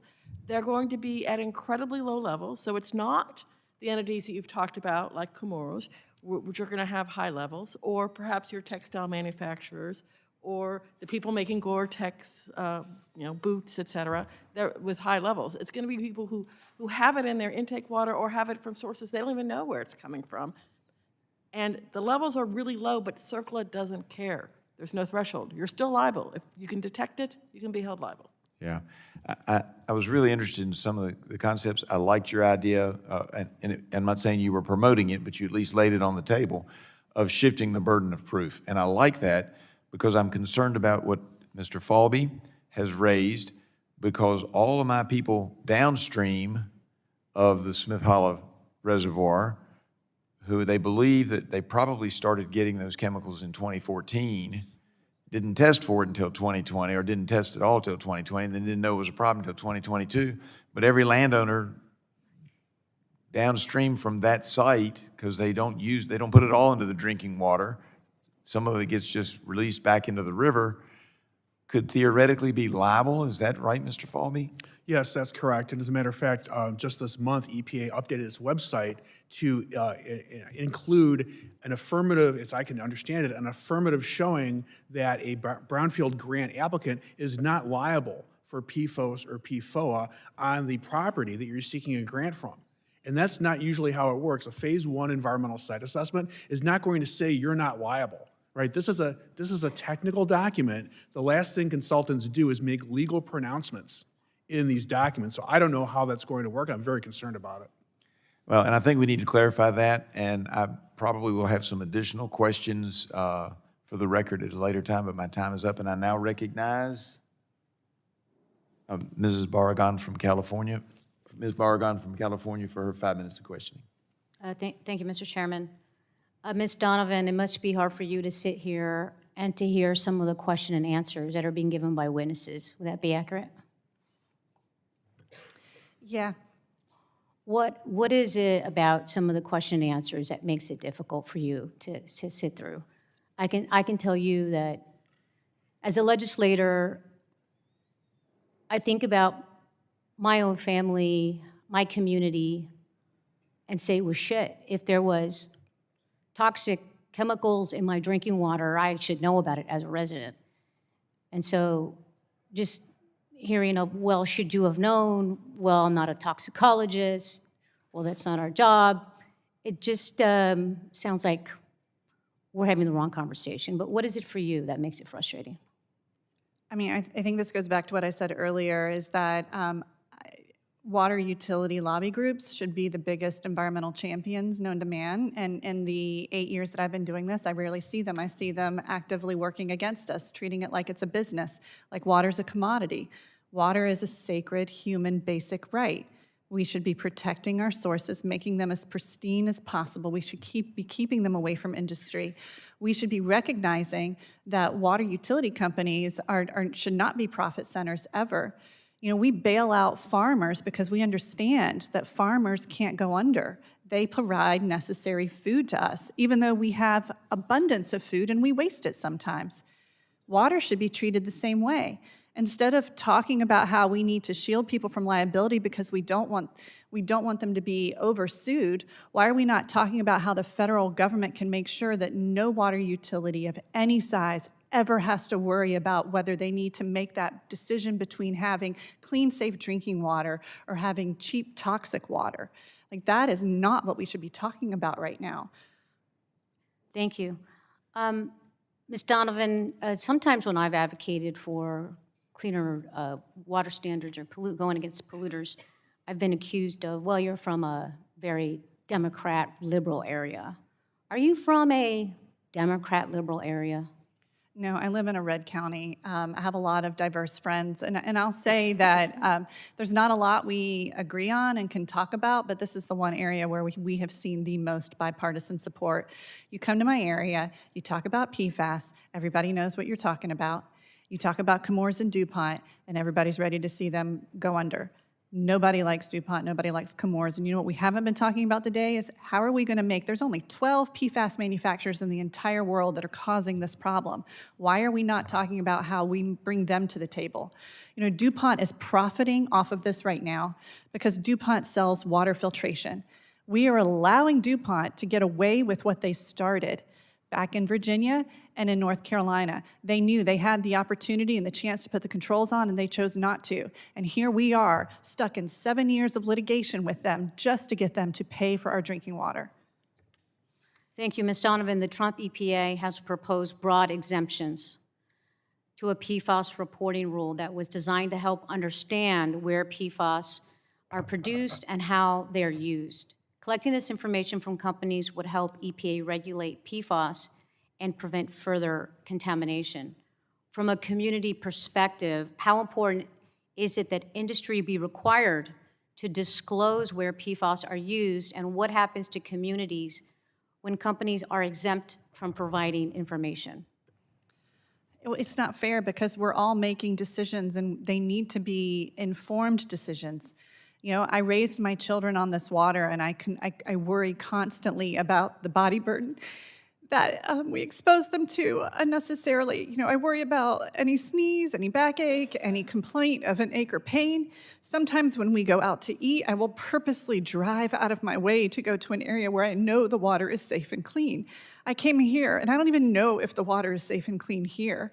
I don't even know sometimes what food choices to make at a grocery store, and sometimes I'm afraid to go to a farmer's market in our area because I'm worried that the produce was raised with contaminated tap water or contaminated well water.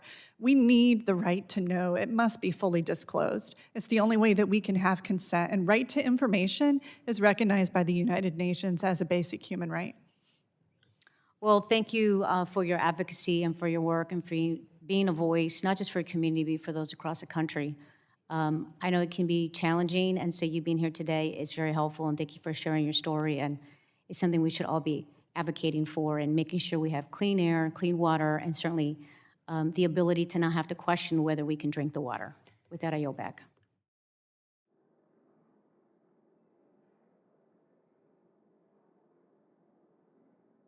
Gentlelady yields back. I now recognize Mr. Soto for his 5 minutes of questioning. Thank you, Mr. Chairman. The Superfund law known as CERCLA has protected countless American lives. In 2024, we saw EPA advance new protections against two types of PFAS chemicals, PFOA and PFAS, widely used in consumer industrial uses. We've heard some of those uses today. These chemicals, unfortunately, have poisoned our drinking water in many communities, resulting in cancer clusters, low birth weight, liver disease, and more. We saw it particularly hurt our heroes in Florida, at Ocala, in the Florida State Fire College, where we saw chemicals and firefighter suppressants that contaminated groundwater supplies. These included PFAS chemicals. So our firefighters sued because they were facing thyroid, kidney, breast, and parathyroid cancers. And last term, I was able to file a firefighter PFAS bill, and we're actually working on a new one. Ms. Donovan, have you heard from any firefighter families in talking with families across the nation about PFAS exposure? Yeah, and it's devastating to hear the stories, to listen to a grown man break down, a grown man that you know is incredibly brave because they'll run into a burning building just to save a kitten or something. And I have a friend, and her husband is a firefighter in Nantucket, and he developed testicular cancer. And she was telling me that on top of struggling through the diagnosis, they also found out that there was further contamination of their drinking water, and it felt like a double cumulative whammy. But they were trying to figure out if he should stop being a firefighter because the risks were so high. He's not afraid of fighting a fire. He's afraid of dying of cancer because he's not being protected. He's not being protected in the most basic way with clean gear, with clean water, and with making sure that the products that are burning in the home are not creating a chemical soup that he's enduring. Should he quit mid-career and find something new just because of this? In our area, our firefighters were incredibly concerned as well, and they've been pushing back. But the problem in North Carolina is that our firefighters don't even have good medical liability opportunities. So they're at an increased risk of getting cancer, and in North Carolina, they were having to fight the state, not to stop their exposures from PFAS, but just to even get a fair shake on insurance claims. Well, thank you for that, and I had to work on those issues on the state level and on the federal level with a cancer presumption. But we also see in the foam them now taking PFAS out of it, but we have a duty, members, to our local heroes to be able to get this done. Mr. Meehan, we saw in the infrastructure law under Biden $50 billion for the water infrastructure, including the state revolving fund, which so many local water utilities utilize. We've been able to work to secure over $500 million from that for Toho Water, Polk Water, for OUC in my area to help with clean drinking water. But we've seen the Trump administration propose a 90% cut to the state revolving fund for 2026 from $2.8 billion to $280 million. So as we're talking about trying to protect clean drinking water from PFAS and other chemicals and making sure our utilities have the money they need, what effect would that be if you saw the state revolving funds decimated by 90%? Well, it'd be entirely negative. I was earlier in the year had a conversation with the general manager of Milwaukee utility, and they've had a pretty good program to remove lead service lines, and they depend on the SRF. And they said without the IIJA or BIL, they would. The infrastructure law, just for my constituents, right? Yeah, without the money, it wasn't going to happen because they've got a pretty a ratepayer base that's not exactly affluent, and so yeah, it would retard things. Again, it will default again to the ratepayers, and so then you get into a local political discussion of how much you can afford to raise the rates and at what pace. And of course, if you've ever been to a ratepayer hearing, you hear a lot of conflicting views about where the rate should be. And so if Congress delivers on our state revolving funds, this will keep water utility rates down. Although I will, and this will not be a popular statement, the earmarks are really devastating the SRF's program. because they are grants, they are not loans. They do not revolve back into the ones, and there's 30 states now that are getting less money from the SRF program because of earmarks. So we got to improve that. Thank you. Gentleman yields back. Now recognize the gentleman from Texas, Mr. Pfluger, for his 5 minutes of questioning. Thank you, Mr. Chairman, and thanks for the hearing. I flew fighter jets in my professional career. Obviously, PFAS is something that I was very familiar with because it was a foam that was used to put out fires of those types of weapon systems. So it's something that I'm definitely familiar with and understand the conversation today being really important on the contamination and what the implications are for how to deal with this. I'll start with Ms. Bodine, have a series of questions. The Pentagon has identified at least 700 installations that have known contamination, and just baseline question on what are the potential fiscal implications for taxpayers under the current legal framework? So the Department of Defense has authority to clean up the PFAS contamination with or without the CERCLA designation that we're talking about here today in this hearing. They have been required by the various National Defense Authorization Acts to report their liabilities, which I forget their most recent number, but they are undercounting it. It is billions. It's, they only talk about, $4 billion because that's what they have underway, but they haven't done a whole lot of actual cleanup work yet. So they do also say the number will end up being much, much higher.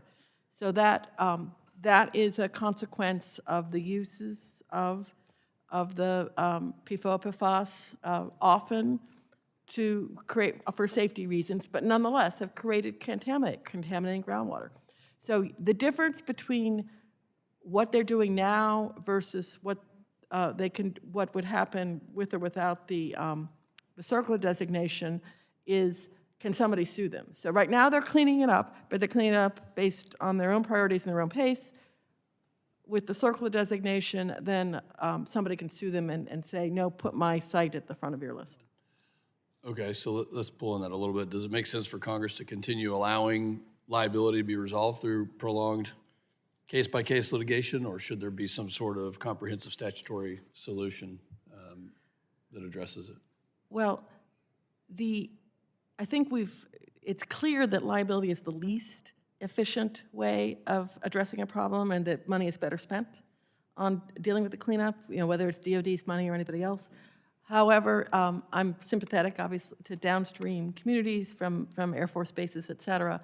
But Congress has a choice. If you're creating exemptions, you don't have to include federal agencies in your exemptions if that's your choice. They are separately funded by Congress. All the cleanup done by a federal agency is paid by the federal taxpayers. If you were to put odds on the cost, I know I'm asking for math in public, but just give us a scale. 2 to 1, 3 to 1, 10 to 1. I mean, so I in my testimony I did give some numbers about, well, what percentage of total Superfund costs are associated with the transaction costs as opposed to cleanup. And it's the smaller the entity, the smaller the contributor, the greater the percentage. And it was over 50% for very small parties that have been dragged in. They're spending more money on lawyers than they are cleanup costs. For DOD, it's so mammoth, I can't even give you a cost. well, okay. Why don't I ask it this way? Who stands to gain with the individual suit method, and who would lose in that? I mean, are there winners and losers in each approach? Are we still talking about DOD, or are we talking more broadly? More broadly. Okay, so if EPA were to take its money, the trust fund money that's there because it's coming in through the petroleum taxes and chemical excise taxes, and do cleanup without suing, but do cleanup based on the funding that they have,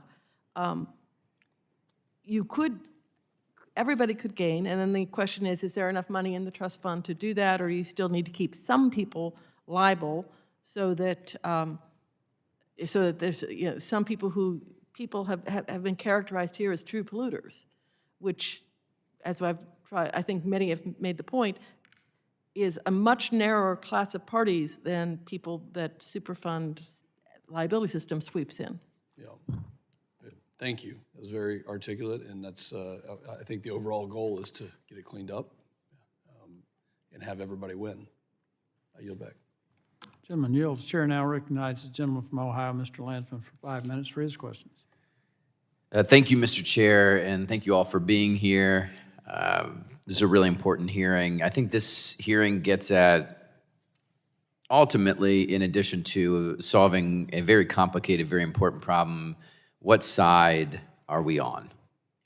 And I do believe that at the moment in the United States, we are facing one overwhelming issue, and that is the extreme concentration of wealth and power.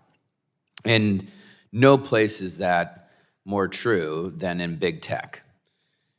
And the data centers are an example where these data centers are going up all over the country, particularly in rural communities. I have a Wilmington in my neck of the woods, and they're dealing with a data center right now.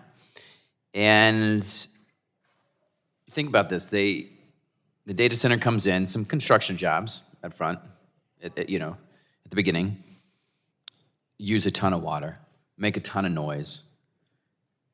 There are these legitimate pollution issues and the question about forever chemicals. But instead of tackling those things, what they get is they get land. I mean, we're talking about Amazon and these big tech companies. They get a bunch of land, and then these towns and townships that have no money, they got to give them tax cuts, tax breaks for the data centers to come in, so depleting their bank accounts. And it leaves communities frustrated, angry, poorer, sicker, and it's fueling what? It fuels higher utility bills for folks, less local money for towns and townships, the pollution. Now, these big tech companies get billions and billions of dollars. Those are the winners. The president can make memes. My staff does, And now, these communities may not be able to sue. We may not be able to take on these folks in court. So we got to pick a side.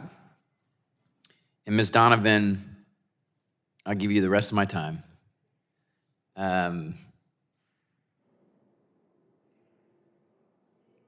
You pick the side of these communities. I'm going to pick the side of these communities. So if my colleagues want to join and say, okay, I'm going to pick the side of these communities, Amazon's going to be fine. The innovation's going to happen.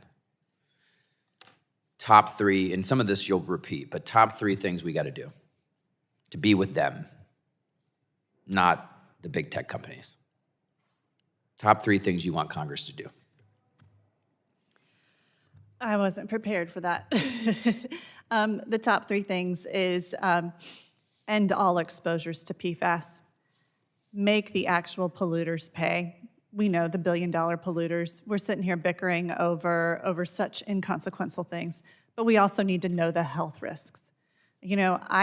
Part of our human rights claim was the fact that I need to be able to go to my doctor and have a real authentic conversation with my doctor about the risks of our exposures. But we don't know all of those right now. I had to reschedule an urgent colonoscopy just to be here, and I don't know what's going to happen. But I also do my research, and I can't find a really strong link or a connection. We're never going to be able to fully, in a legal system, hold Chemours and DuPont accountable without being able to establish a human causal link to the exposures. And we have been fighting in my community for 7 years to try and get a large-scale human epidemiological study. That's what the power of the United States and Congress could do. You could start funding that research. You could pass legislation right now to get that going. And we could definitely hold these polluters accountable. You can stop the exposures by joining countries in the EU and is starting to implement essential use bans.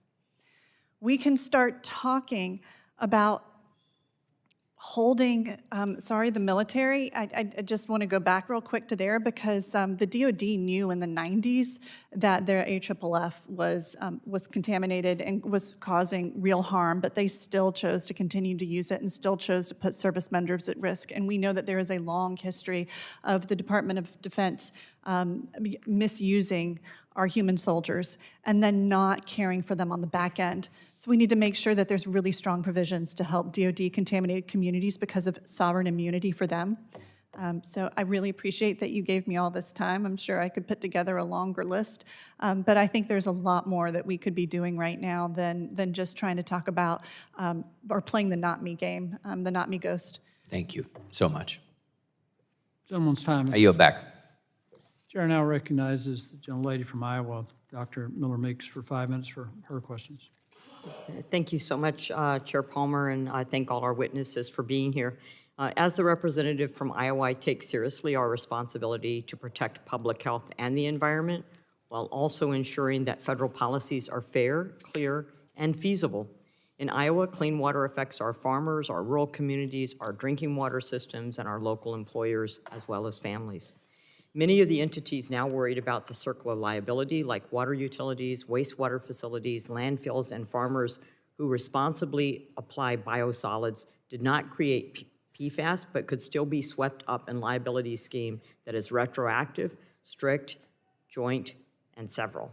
Cost to passive receivers is only one piece of the problem here.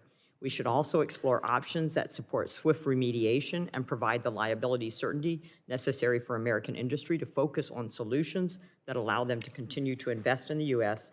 rather than endless courtroom battles. At the same time, we should be encouraging innovation and American ingenuity. Iowa agriculture is already helping lead the way with promising alternatives to PFAS, including soy-based fire suppressants made from soybean meal. These kinds of homegrown solutions can reduce reliance on legacy chemicals, create new markets for farmers, and strengthen our economy without heavy-handed mandates from Washington. Ms. Bodine, your testimony suggests that insignificant or inadvertent contributors may spend more on lawyers and consultants than on actually addressing PFAS contamination.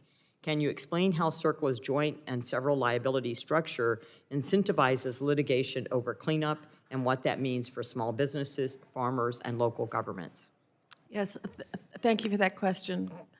In the context of, say, an EPA-led cleanup, they're only going to sue large parties.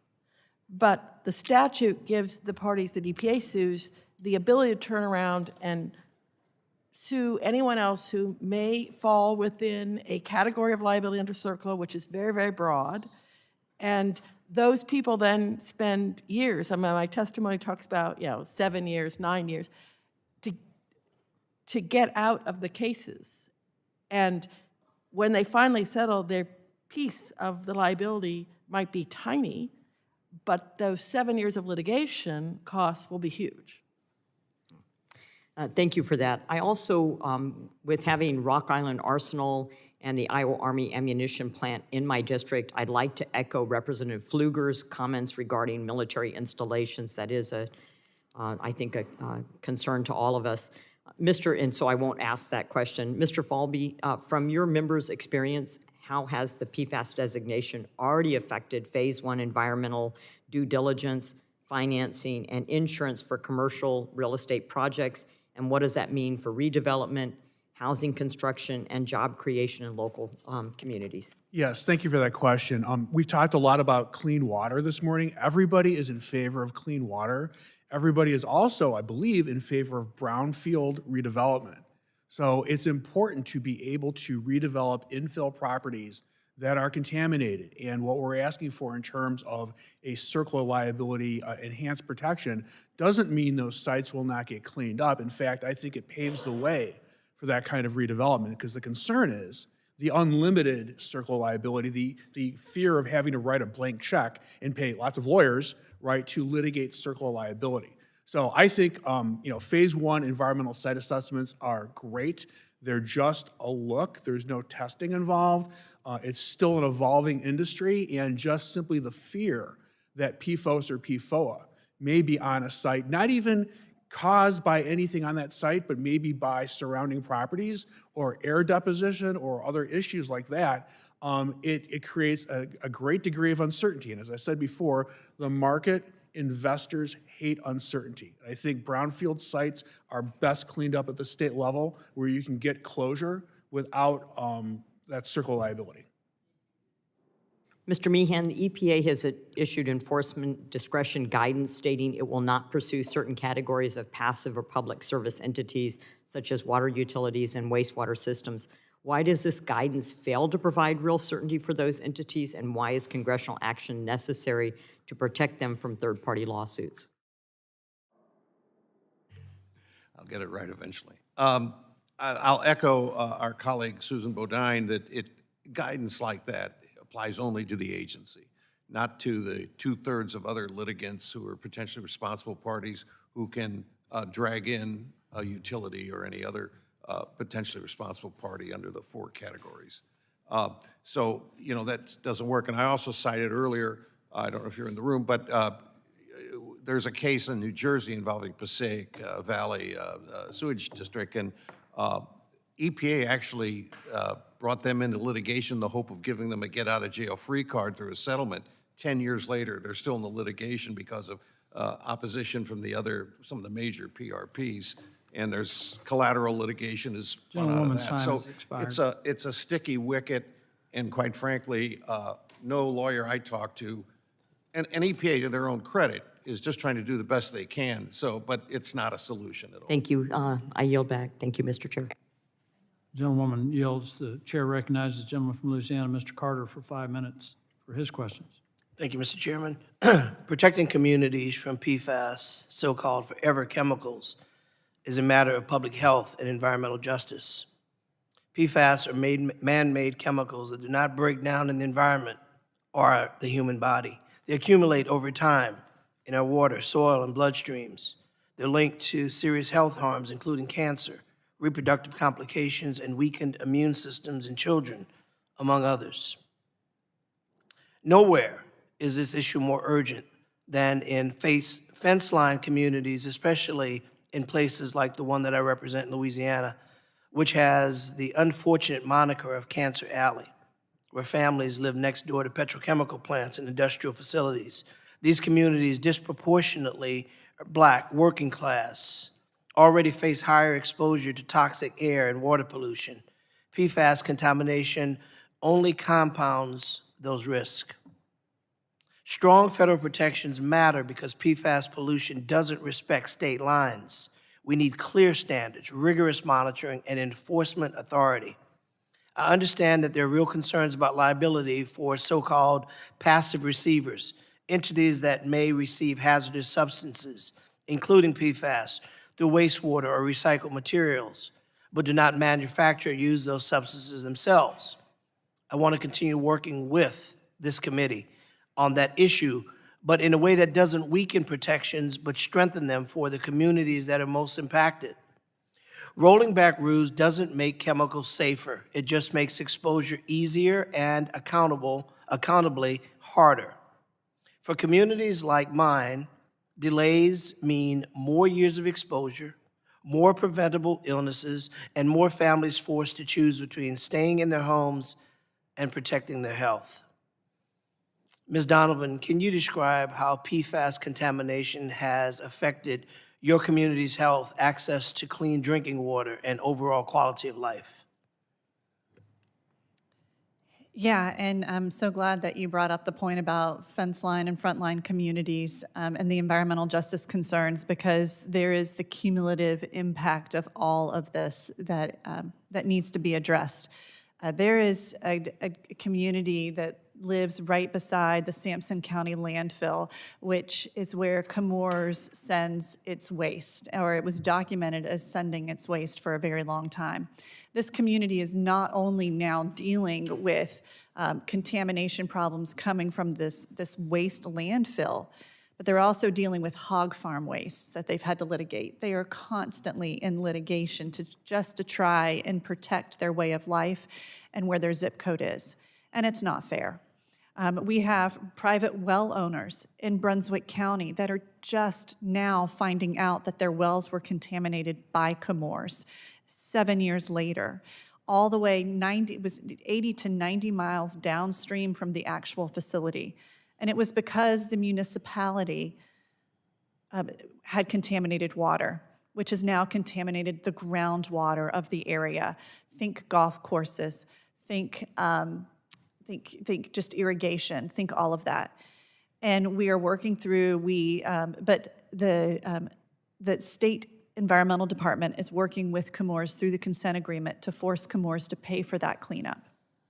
We are seeing communities, there's a black community, a predominantly black community called Rock Hill in Wilmington, North Carolina, and when developers come in and create new homes, they are bypassing the ability to give this community access to municipal water that is cleaner than the groundwater that has been contaminated, again, by PFAS. And so there is a struggle and a fight to make it equitable and just for this community to access a better opportunity for water now that it's available. Can I interrupt you just for a moment, because I only have a few seconds left. I really want to ask you about RCRA. We know that the Resources Conservation and Recovery Act under the Biden administration was working toward coming up with ways to deal with this. How would RCRA, cradle-to-grave waste management model, provide your community with a sense of security, knowing that PFAS waste are properly managed and maintained through the life cycle? Yeah, I mean, we have, we know that there are tanker trucks that leave Chemours constantly. We've seen spills that have happened, but they don't get reported. It's been voluntary, eye-on-the-ground observation from the very communities that's being contaminated with the air releases that are having to call regulators and say, hey, you know, we took some pictures of this spill. You know, that would have been documented. We also worry, again, like, where is the land application of the sewage sludge that we know is contaminated? Where is that going? There needs to be a whole system to understand that. And again, this isn't an issue about liability. And my time has expired. As I do, Mr. Chairman, I just want to close with this. We know this, that if the big polluters are left to their own devices, they won't report. They'll continue to take the path of least resistance, which is to continue to contaminate communities. That's why committees like this and people like you coming to testify strengthen our hand in making sure that we are insisting that if coexistence is to happen, it can only happen when communities are made safe. Mr. Chairman, thank you for your generosity and time. I yield. Gentleman yields. The chair now recognizes the gentleman from Georgia, Mr. Carter, for 5 minutes for his questions. Thank you, Mr. Chairman. This is certainly an important hearing, and Mr. Chairman, I applaud you and thank you for holding it. The impact of EPA's CERCLA designation for the two PFAS chemicals. PFAS, we've established the fact that PFAS is used in a number of different areas and in a number of different things, and consumer products and industrial purposes, and oftentimes they're used in life-saving devices, electronics, and firefighting foams, and I'm going to touch on that in just a second. But while they're essential for everyday life and many life-saving devices, it's a very complex nature and makes the cleanup and the disposal difficult. So I want to talk about the practicality of how we deal with this. I'm not denying we need to deal with it. I want to talk about the practicality. Mr. Meehan, I want to ask you, how do you expect cleanups timelines, or do you expect cleanup timelines to slow because parties simply don't have any place to put the soil, the residue, the water that now must be managed as potentially triggering waste? Well, if you're talking about the waste or residue or biosolids from water and wastewater utilities, that's a real problem. And EPA hasn't really come down on what's the preferred technology. So basically, it's a sort of an ad hoc decision for each utility. Do you store it on site? Do you incinerate it? Do you send it to a hazardous waste landfill rather than a muni landfill? Big cost differential. So right now, it's cats and dogs, how we're going to do it.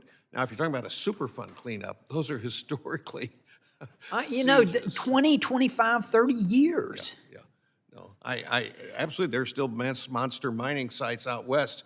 I mean, Susan Bodine can address that much more eloquently than I, but they're long-haul cleanups, long-haul projects. Yeah.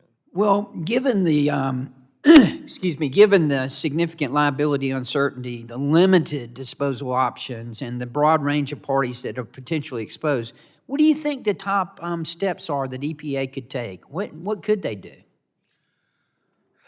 The technology may just have to evolve to a greater level. Also, the EPA is going to have to maybe factor in some risk versus risk considerations. That is storing on site better than sending it maybe to an incinerator? Well, personally, I don't think so, but there are consequences, and people aren't thrilled about having a new incinerator in their county. So it's going to be very difficult, as I say, case by case sorting this out, and whether technology will save us. I know there was a citation from Veolia about their disposal, but I've been through the era of incineration for hazardous waste as a state official, and nobody's happy with it. Nobody's happy with it. They want Understood. the regulator to be a land use authority. Ms. So, Bodine, you have anything to add to that? Yes, I mean, EPA, out of their Office of Land and Emergency Management, really does need to provide guidance that's a risk management approach. We can't take, the Office of Water did a risk assessment that said, 0.01 parts per trillion. Okay. That's not risk management. You need to say, okay, and states are already stepping out and doing this. Okay, you can land apply these residuals at, most states have said, okay, 20 parts per billion. That's a lot different than 0.01 parts per trillion that, that the Office of Water Risk Assessment would suggest. So you just need to have a practicable consideration that takes into account is there really exposure, and provide real guidance. The guidance that's out there, the most recent update was 2024, says if you have higher levels, use technologies that have a less chance of release, and that would be incineration, deep well injection, and hazardous waste landfills, the most expensive technology. Okay, I've got a minute left, and I want to get to this, Ms. Bodine. I want to ask you about the foam that airports use to put out fires. If I have a loved one on a plane, I want that fire put out as soon as possible, as quickly as possible. Yeah. What about the liability the airports are put under whenever they're using this, and yet now it's being regulated this way? Yeah, the airports were actually compelled by law to use the same firefighting foam that met the military specification, which for years and years included PFOA and PFAS, the AFFF foam. And yes, they are now being sued. And the real question is, is that fair? Because as you pointed out, they're saving lives, and two, they were actually compelled by law to use it. And so I think that's an example of where they are recognized as an equitable consideration, an entity that should not be targeted for enforcement under EPA's enforcement guidance. And if somebody's well is contaminated because of firefighting foam, then EPA should use its own resources provided by the trust fund and clean it up without suing it. Okay, I'm out of time, but thank you all for being here. This is extremely important. Now yield back. Gentleman yields. Chair now recognizes gentlelady from Michigan, Ms. Dingle, for 5 minutes for her questions. Thank you, Mr. Chair. As co-chair of the Bipartisan PFAS Task Force, I want to start off with some facts. PFAS contamination is a nationwide environmental and public health crisis. It impacts our air, our soil, our water, our food systems, and consumer products. EPA's authority under the Federal Superfund Law, CERCLA, is essential to addressing it. For decades, PFAS was used widely. We acknowledge that. But these chemicals are linked to cancer, infertility, immune dysfunction, and developmental harm, and they persist in the environment for generations. Nearly every American has PFAS in their blood, 97 to 99%. And today, we know with certainty that PFAS is harmful, and communities in every state have been impacted. I've led the fight in Congress to confront this crisis. I've led the Bipartisan PFAS Action Act, which passed the House twice and would codify the designation of PFOS and PFO as hazardous substances until substances under Superfund, set in statute a national drinking water standard, limit industrial discharge, and strengthen cleanup authority. I've introduced legislation to eliminate PFAS from cosmetics, food packaging, firefighting turnout gear, and other products. Earlier this year, I've led the bipartisan letter to EPA urging the EPA to uphold CERCLA designation for PFAS and PFOA, to reject efforts that would weaken Superfund accountability. Rolling back CERCLA won't reduce the liability that everybody's worried about. Instead, it's going to shift costs to the taxpayers and allow contamination to spread. While EPA's CERCLA designation for PFAS and PFOA remains in place for now, it's under continued pressure from industry and others seeking broad exemptions, including for so-called passive receivers. And I want to be clear, this isn't a small group of entities seeking exemptions like municipal utilities and treatment plants.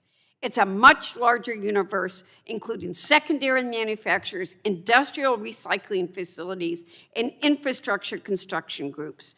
The topic today is about picking who does and doesn't have to play by the rules, and I'm deeply concerned that these proposals risk undermining the very purpose of Superfund. Weakening CERCLA authority delays remediation, increased costs, and leaves communities exposed. It isn't a partisan issue. It exists to protect people and hold polluters accountable. So I want to ask Ms. Donovan some questions. I want to be clear about what the exemptions being discussed at this hearing would accomplish. So I have yes and no questions. Ms. Donovan, would Superfund exemptions remove PFAS from water, soil, air, or consumer products? Yes or no? No. Ms. Donovan, would Superfund exemptions do anything to clean up contamination in impacted communities? Yes or no? No. Ms. Donovan, would Superfund exemptions make any meaningful steps towards getting boots on the ground to clean up the contamination in Cape Fear or other sites around the nation? Yes or no? No. Ms. Donovan, would Superfund exemptions help any of the families who are being impacted by health issues caused by PFAS exposure? Yes or no? No. So I'm going to ask you one more question. I am worried about if I have a family on a plane and you want something, but they are creating other ways to deal with it. Should firefighters who are keeping us safe every single day, would this exemption help them get PFAS out of their gear and other things that they're doing to protect us? No. So thank you to the witnesses for being here today. The risks posed by PFAS are real and serious, and weakening CERCLA would not protect communities. It would expose them to further harm. This committee has a responsibility to deliver real, enforceable solutions that protect public health and stop the spread of PFAS contamination nationwide. I urge my colleagues to take up the bipartisan PFAS Action Act and take real and meaningful steps to address the full scope of the PFAS problem. Let's show the American people we care. Let's show them we know it's in your blood and we don't want it to harm you. With that, I yield back, Mr. Chair. Gentlewoman yields. The chair now recognizes the gentleman from Colorado, Mr. Evans, for 5 minutes for his questions. Thank you, Mr. Chairman, to the ranking member, and of course to the witnesses for coming today. My first question will go to Mr. Meehan. In the several decades ago in Colorado, we had the location of the old Denver International Airport, which has since moved. It's several miles to the east now. But decades ago, the old Denver International Airport used PFAS in the firefighting foam for public safety to keep the airport safe. And it's since moved decades ago, but my district is downstream of the old airport that has that PFAS load in the soil in the surrounding areas. And so that rinses downstream to my district, to places like the largest city in my area, Thornton, Colorado, which right now is being forced to raise water rates on my constituents to pay an extra $2.6 million a year for the treatment costs of PFAS, which is coming from a site that no longer exists decades ago that they have no control over because it's upstream of their jurisdiction. And I'll remind my colleagues on the other side of the aisle that when we raise rates on consumers, when we increase the cost of living, that increases the rates of poverty. And poverty also has a negative health outcome and causes real harm. So my question to you, in your testimony, you warned about the dangers of additional costs that water utilities could be forced to pay in the form of cleaning up contamination that they did not create. Can you share some more insight into the economic impact that the current system could have on water utilities, big and small, if Congress doesn't take action to remove liability from the Thornton water treatment plant for PFAS that happens decades ago that they did not create? Well, the cost to ratepayers is a cumulative effect. It's inflation, it's materials, it's the lead and copper rule, it's the PFAS rule, it's aging infrastructure. I mean, pick your poison. And you added just another, I won't say needless burden, but put it this way, an unjust burden on a utility to clean up something for which they were not responsible. It's just aggravating the situation. And it really makes it difficult when you go to a public hearing to ask for a rate increase when you have to point to things that you're really not responsible for which you are being held responsible. Thank you. Going to Mr. Falby, we just heard about the impact that remediation would have on water utilities, and you yourself noted in your testimony that PFAS is expensive to remediate, but I'd like to get some more context. What is the cost and the challenges of remediating PFAS versus other hazardous substances? It's extremely expensive to test for. You have to take special precautions. The fact that PFAS is so ubiquitous in the environment and is, viewed as impactful at super low concentrations, parts per trillion with a T, makes it very hard to test, which makes it more expensive, and then certainly harder to remediate. And there's not a lot of great solutions to remediate PFAS at this point. I hope that in the future technology will come to the rescue, but for right now, it remains very expensive. So would it make sense, rather than penalizing local municipalities, small operators, again, for pollution that they did not create, to take a broader, more expansive view of this so that we can, again, we all want clean air, clean land, clean water, but penalizing the little guy for pollution they didn't create, does that seem like a fair approach to you, or should Congress act in this space to come up with that bigger global solution? Congress should act. It's not fair. We have to remember that CERCLA is the polluter pays statute. Right? They made a policy decision that passive landowners, current landowners of contaminated property, should be held liable 45 years ago. I would suggest with PFAS, because of its uniqueness, its pervasiveness in the environment, and the low threshold for cleanup, we need an exemption. Thank you. In my final 55 seconds here, Ms. Bodine, Ms. Bodine, like a lot of other regulations under the previous administration that are heavy-handed and have unintended consequences, CERCLA today is being challenged in the U.S. Court of Appeals for the D.C. Circuit by the U.S. Chamber of Commerce and several trade associations. What should EPA or Congress do if that rule is vacated in litigation by the D.C. Court? 32 seconds. So I think that EPA has other authorities, some of which have discussed here today, which they can use to target they could target whatever's causing the real problem. RCRA can go after chemical manufacturers like Chemours. TSCA can prevent new uses of chemicals and already has banned PFAS. So CERCLA is not really the best tool, because for all the reasons we've discussed here today. And there are other tools out there to address actually the problems that people have said they want to address. Thank you. My time's expired. Yield back. Gentleman's time has expired. I'd like to thank our witnesses for being here today. Members may have additional written questions for you. I'll remind members that they have 10 business days to submit additional questions for the record, and I ask that the witnesses do their best to submit the responses within 10 business days upon receipt of the questions. I ask unanimous consent to insert in the record the documents included on the staff hearing documents list. Without objection, that will be the order. Without objection, the subcommittee is adjourned.